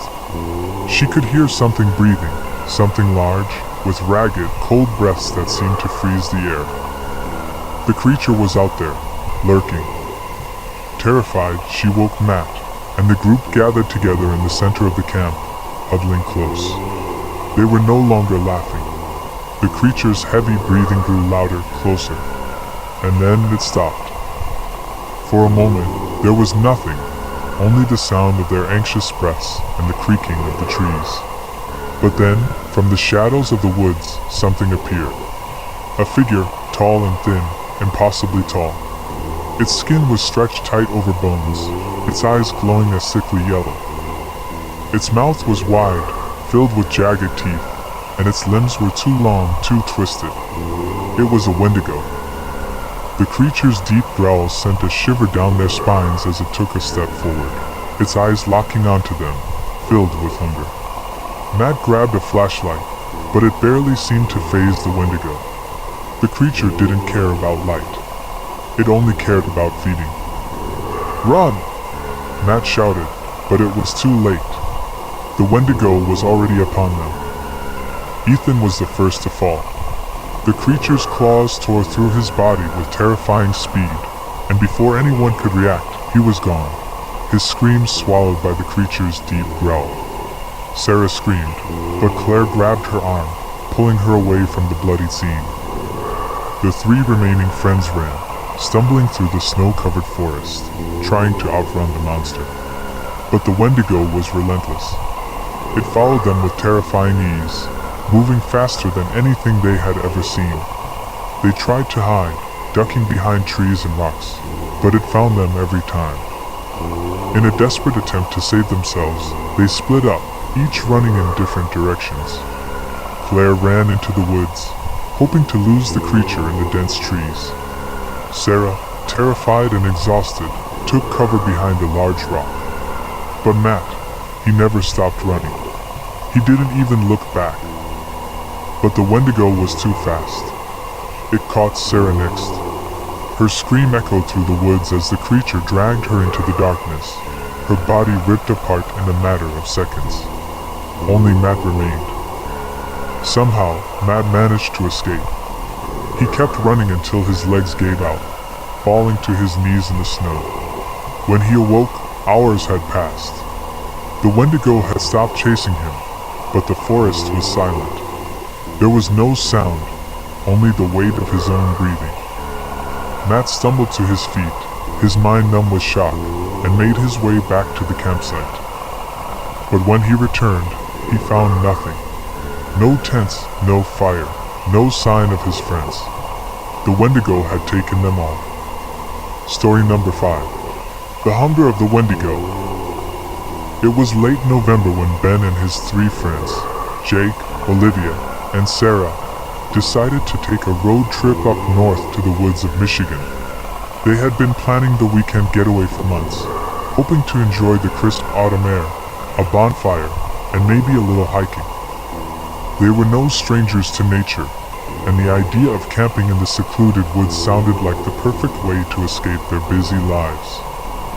After hours of driving, they reached the remote campsite, far from civilization. The cold winds of late autumn were already sweeping through the trees, and the ground was beginning to frost over. Despite the chilly weather, they were excited to set up camp, eager to enjoy the isolation of the forest. As the sun began to set, they gathered around the campfire, laughing and telling stories. Jake, the skeptic of the group, began to tell the others about the local legends he'd heard about the Wendigo, the terrifying creature of hunger and insatiable greed that roamed the northern woods. Ben, who had heard the stories before, smiled and rolled his eyes. "Yeah, right," Ben scoffed. "It's just a myth. Don't let Jake freak you out with his ghost stories." But Olivia and Sarah weren't so sure. They had heard the stories too, and there was something in the air that night, something that felt wrong. The forest seemed quieter than it should have been, the wind colder. It was as if the woods were holding their breath. As night deepened, the wind picked up. It howled through the trees, making the shadows dance around them. Then, at the edge of their campfire's glow, they heard a rustling sound. It was soft at first, like an animal moving through the underbrush, but then it became louder. The sound of something much larger. "Did you hear that?" Sarah whispered, her voice trembling. Olivia nodded, her eyes wide. "It sounds like something's out there." Ben and Jake both laughed nervously, trying to brush it off, but even they couldn't deny the unsettling feeling creeping into their bones. The rustling continued, getting closer. They stood up, peering into the darkness. Suddenly, they saw it, a tall, shadowy figure emerging from the woods. It was thin, impossibly thin, with long, twisted limbs and hollow eyes. Its face was gaunt, its skin stretched tight over its bones, as if it hadn't eaten in years. And then they saw its teeth, long, jagged, and sharp, glinting in the moonlight. It's the Wendigo," Olivia gasped, her voice barely above a whisper. The creature stood still for a moment, its eyes locked onto the group. Then, without warning, it moved, quickly, too quickly for any human to follow. The Wendigo was upon them. Panic erupted. Sarah screamed, but the Wendigo was already reaching for her, its long claws digging into her flesh. Ben grabbed her and tried to pull her away, but the creature was too strong. In seconds, it had torn Sarah apart, its hunger unrelenting. Jake, paralyzed by fear, didn't move fast enough. The Wendigo turned to him next, and in the blink of an eye, he was gone, swallowed whole by the creature's insatiable hunger. Ben and Olivia fled into the forest, their hearts pounding in their chests. The Wendigo followed, its growls echoing through the trees as it closed in on them. Ben tried to keep his footing, but the ground was slippery, the cold biting at his skin. He turned to check on Olivia, but she was gone, vanished into the darkness. Ben kept running, feeling the weight of his own exhaustion. He couldn't outrun the Wendigo, he knew that. He had seen it move, too fast, too powerful. Finally, after what felt like hours, Ben collapsed, his breath ragged and his body trembling from the cold. The Wendigo was still out there, hunting him, its hunger never satisfied. As he lay there in the snow, Ben's thoughts began to blur. Was this the end? Would he be the next to fall victim to the creature of hunger? Story number 6. The Curse of La Seona. It was a warm summer night in the small town of El Paso, Texas, when a group of college friends, Jason, Mark, Emily, and Rachel, decided to take a weekend road trip. They had heard stories about the eerie legend of La Seona, a terrifying figure in Mexican folklore, and they thought it would be fun to drive to a rural town near the border and explore the mystery for themselves. According to the legend, La Seona was a woman who had been wronged by her unfaithful husband. Consumed by rage and heartbreak, she killed him in a violent, brutal way and became a vengeful spirit, wandering the forests and roads, punishing any man she encounters. Her appearance was chilling. Her long black hair covered her face, and her voice was said to be mesmerizing, drawing men to their doom. Jason, the adventurous one, was excited. "Come on, guys, it'll be fun," he said. "We'll visit the spot where the legend says La Seona haunts, and get some great photos to show off when we get back." As they drove deeper into the countryside, the road became more isolated. The sun began to set, and the air turned cooler. The group arrived at a dense forest known to be a hotspot for sightings of La Seona. With nothing but the sound of the wind rustling the leaves, they set up camp in a small clearing near a creek. It was the perfect spot, quiet, peaceful, and far from the nearest town. As nightfall settled in, the group gathered around a campfire. Jason pulled out his phone and started reading the story of La Seona aloud. "They say she was betrayed by her husband, and her grief turned to madness," Jason explained. "She began to kill any man who crossed her path, wearing a veil to hide her face.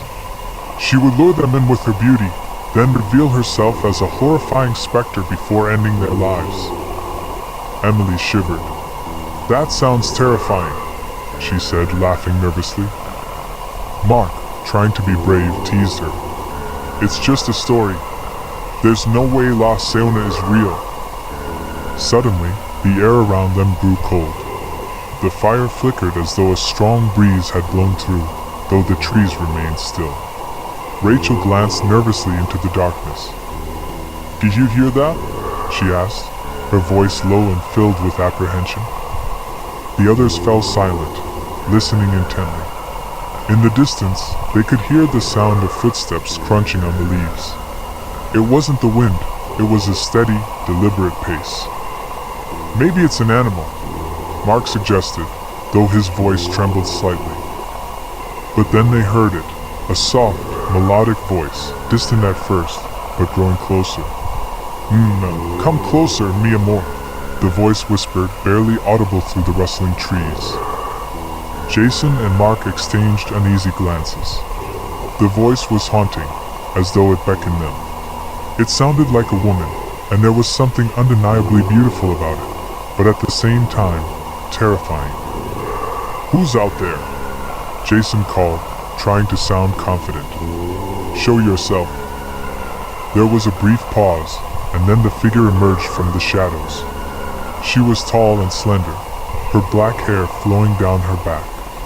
Her face was mostly obscured by her hair, but her eyes, dark, cold, and empty, glared out from beneath the strands.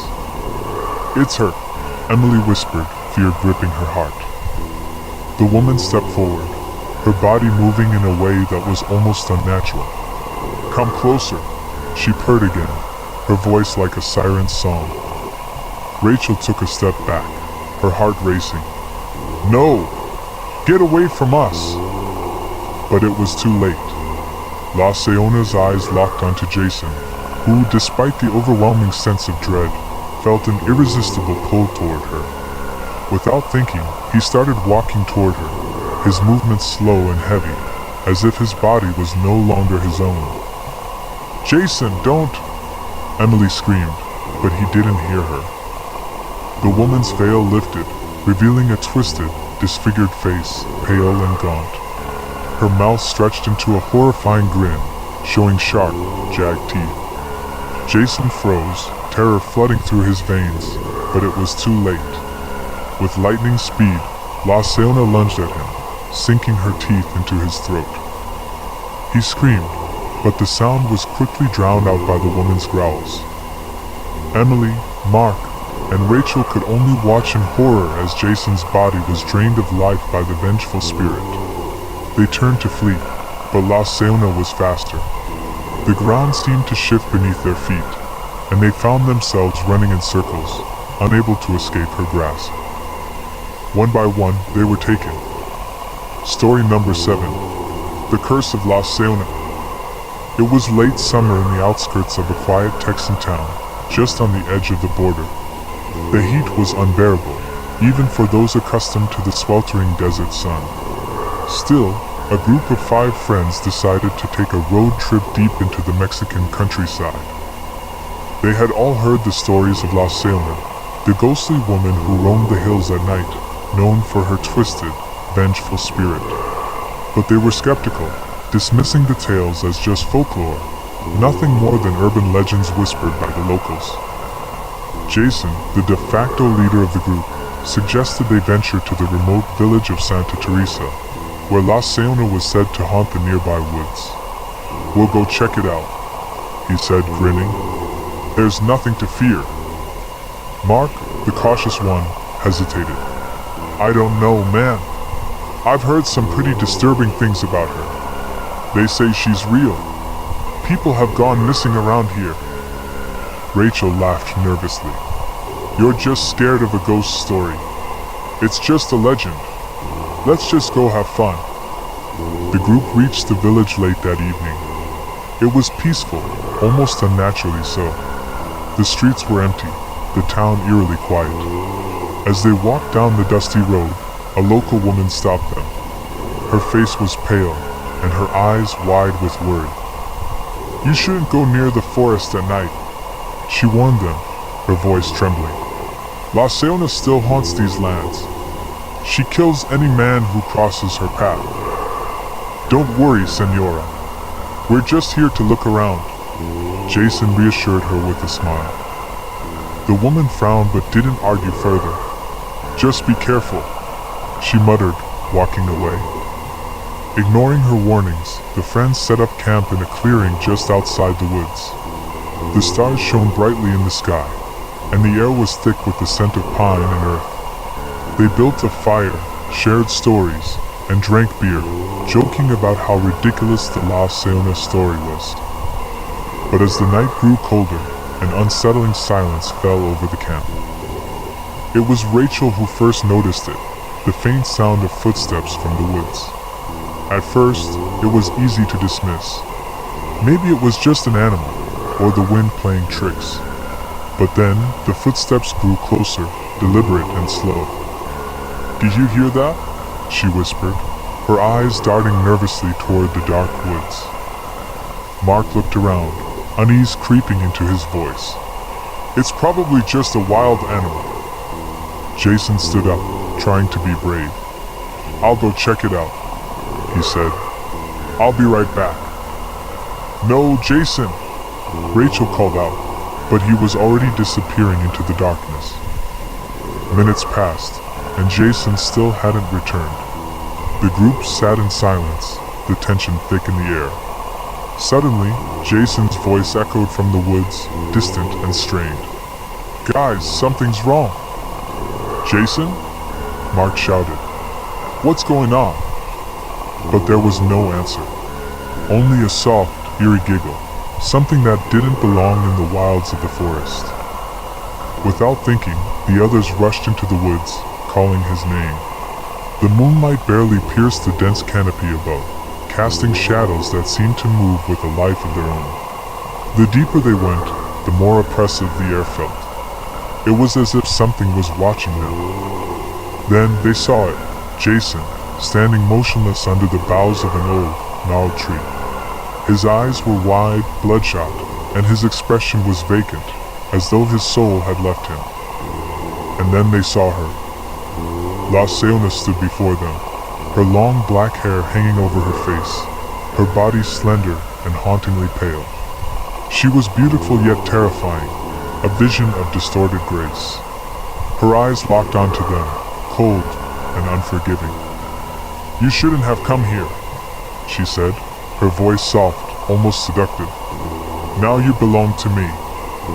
Before anyone could react, the wind howled through the trees, and La Seona's true form emerged. Her face twisted in grotesque horror, her mouth stretched into a jagged grin, revealing teeth that seemed to grow like fangs. Her once beautiful face was marred with scars and madness. "Run!" Mark screamed, but it was already too late. The group tried to flee, but La Seona was faster, more powerful than they could ever have imagined. One by one, she caught them, her supernatural strength overpowering them. She dragged them into the darkness, her laughter echoing through the trees as their bodies were consumed by her rage. Story number 8. The Haunting of La Seona. It was late at night when Chris and his friends decided to take a road trip to the Mexican countryside. They had heard rumors about the legend of La Seona, a vengeful spirit said to hunt men who dared to venture too close to the woods. But like most young people, they dismissed it as just a spooky tale meant to scare tourists. Chris, being the leader of the group, was always the brave one, the one to suggest that they go to places people told them to avoid. He thought it would be the perfect thrill for their summer trip, an adventure to remember. "Come on, guys," Chris said as he grinned at his friends. "A ghost story is just that, a story. We'll check out the old town, maybe camp in the woods for a night, and we'll see if this La Seona thing is real." His friend Mike, always the skeptic, chuckled. "Yeah, but if we get cursed, don't say I didn't warn you." Rachel, their friend with a knack for getting scared easily, hesitated. "I don't know about this, Chris.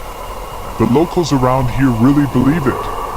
They said if we cross into the woods at night, La Seona will come for us."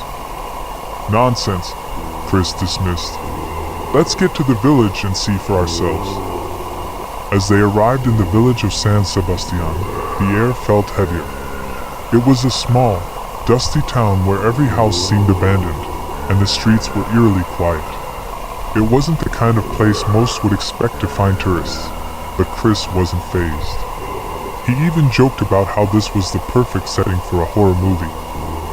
They stayed at a small guest house, and when evening fell, they took a walk down the empty streets to the edge of the forest. The moon was full, casting a strange glow on the landscape, and the trees seemed to move in the wind as though they were alive. As they walked further into the woods, they encountered an old woman sitting on a bench by the path.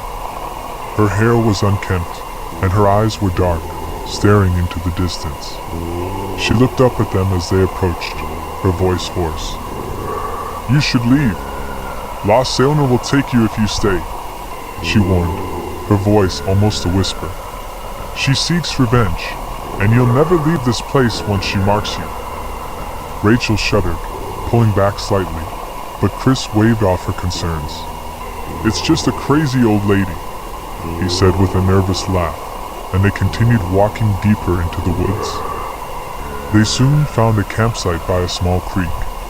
As they sat around a fire, the atmosphere grew thick with tension. The wind picked up, howling through the trees. Suddenly, a chill ran down Chris's spine. He looked around at his friends, noticing they were all uneasy. Something felt wrong. And then, in the distance, they heard it. A soft, eerie laugh, faint but unmistakable. It sent a wave of unease through them. "Who's messing around?" Mike asked, looking around nervously.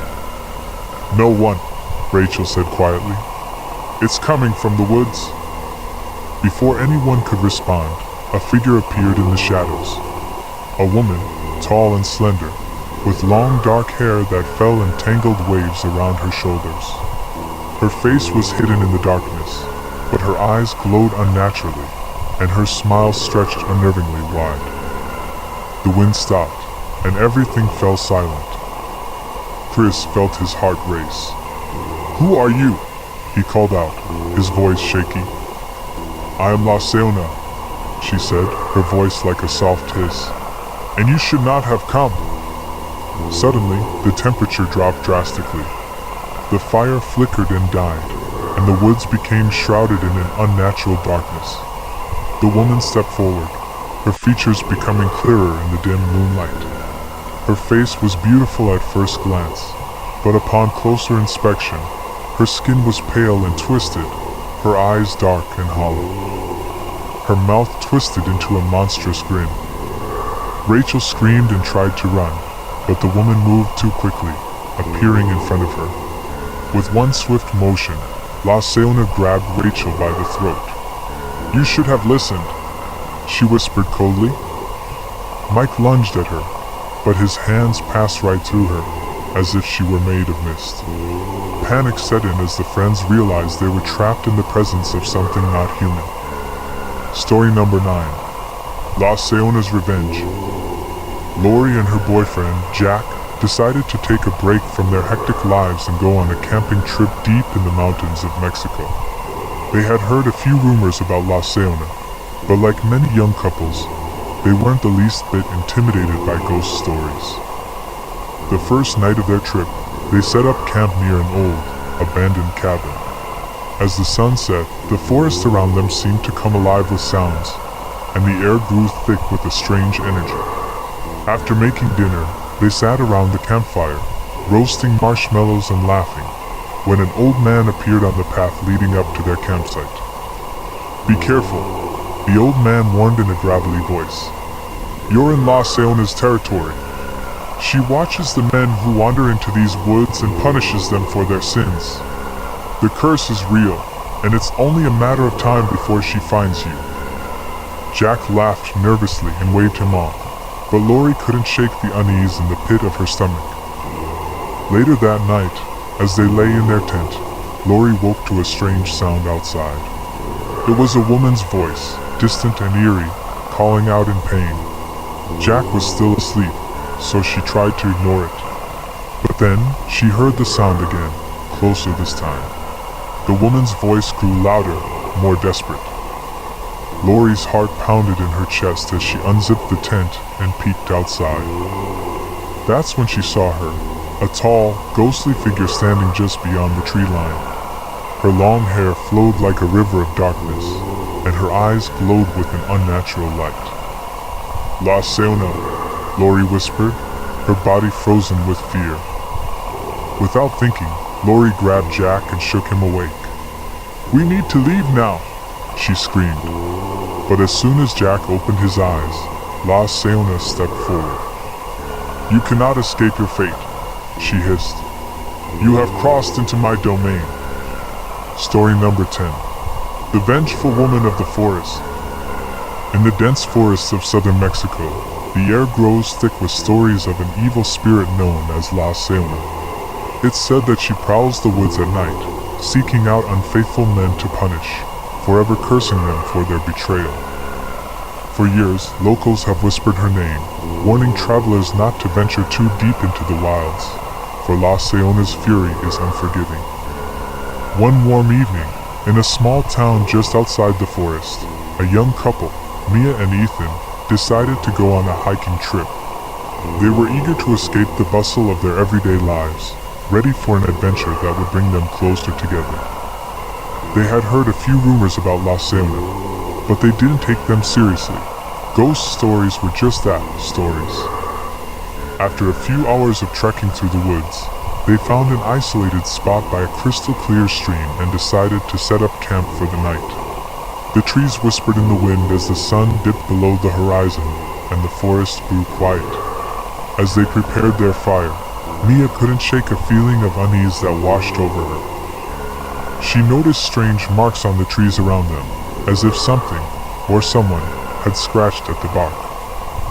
Later that night, as the fire crackled, Mia and Ethan sat by the warmth of the flames, laughing and sharing stories.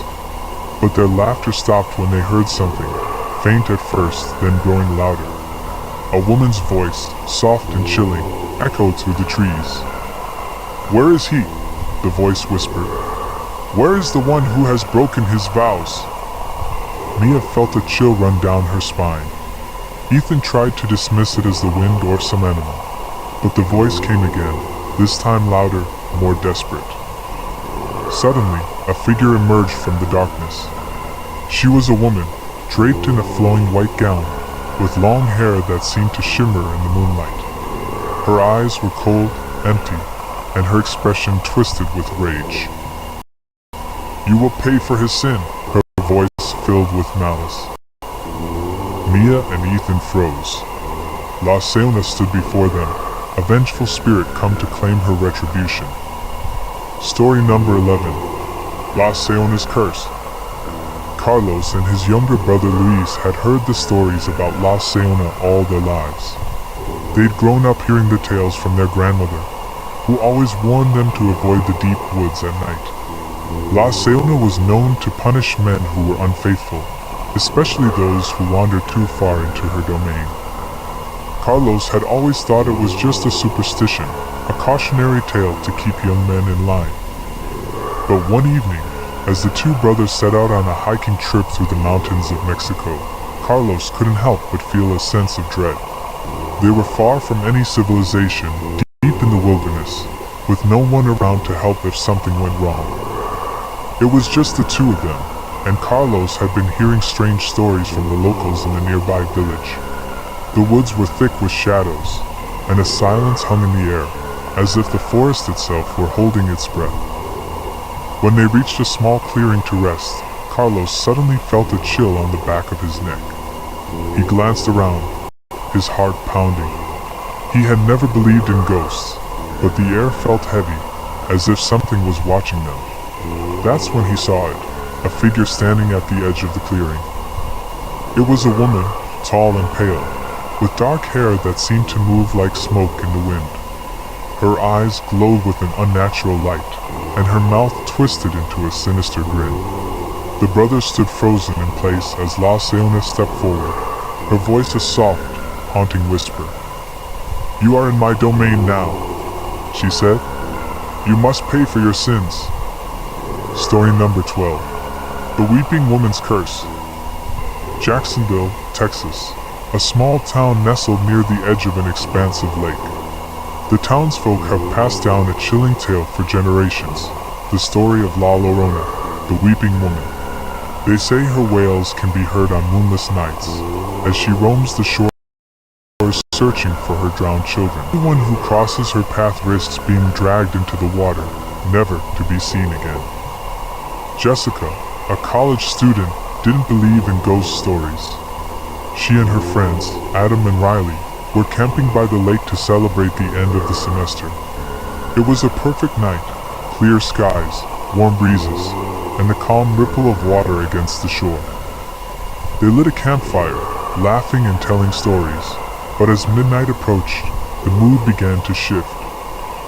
Riley, always the joker, decided to tell the legend of La Llorona. His voice grew somber as he recounted the tale of a grieving mother who, in a fit of madness, drowned her children in the lake and now wanders the earth, searching for them. "They say if you hear her crying, it's already too late," Riley added with a smirk. Jessica rolled her eyes. "It's just a story," she said. "Ghosts aren't real." But Adam wasn't so sure. He had grown up hearing about La Llorona from his grandmother, who always warned him never to go near the water after dark. As the fire burned low, the group decided to call it a night, retreating to their tents. Story number 13. The Cry on the Riverbank. In a quiet neighborhood in San Antonio, Texas, a narrow river winds through the outskirts of the town. Families often come to fish, picnic, or enjoy the cool breeze. But locals warn of a specific stretch near the old stone bridge, a place where few dare to go after sunset. It is said that La Llorona lingers there, mourning her lost children and seeking new souls to join her in her eternal grief. Ben and his sister Emily didn't believe in ghosts. They had spent countless afternoons by the river, skipping stones and exploring the nearby woods. On a dare from their friends, they decided to visit the bridge at night, armed with flashlights and a sense of adventure. As they crossed the bridge, the air grew colder, and an eerie silence settled over the area, replaced by something else, a soft, heart-wrenching cry. Emily froze. "Did you hear that?" Ben nodded, his grip tightening on the flashlight. "It's probably just an animal." But deep down, they both knew it wasn't. They continued walking, their footsteps echoing on the stone. The sobbing grew louder, closer, until it seemed to be all around them. Then they saw her, a figure standing beneath the bridge, her white dress glowing in the darkness. Her face was obscured by her hair, but her sorrowful cries pierced the night. "Have you seen my children?" she whispered, her voice trembling with grief.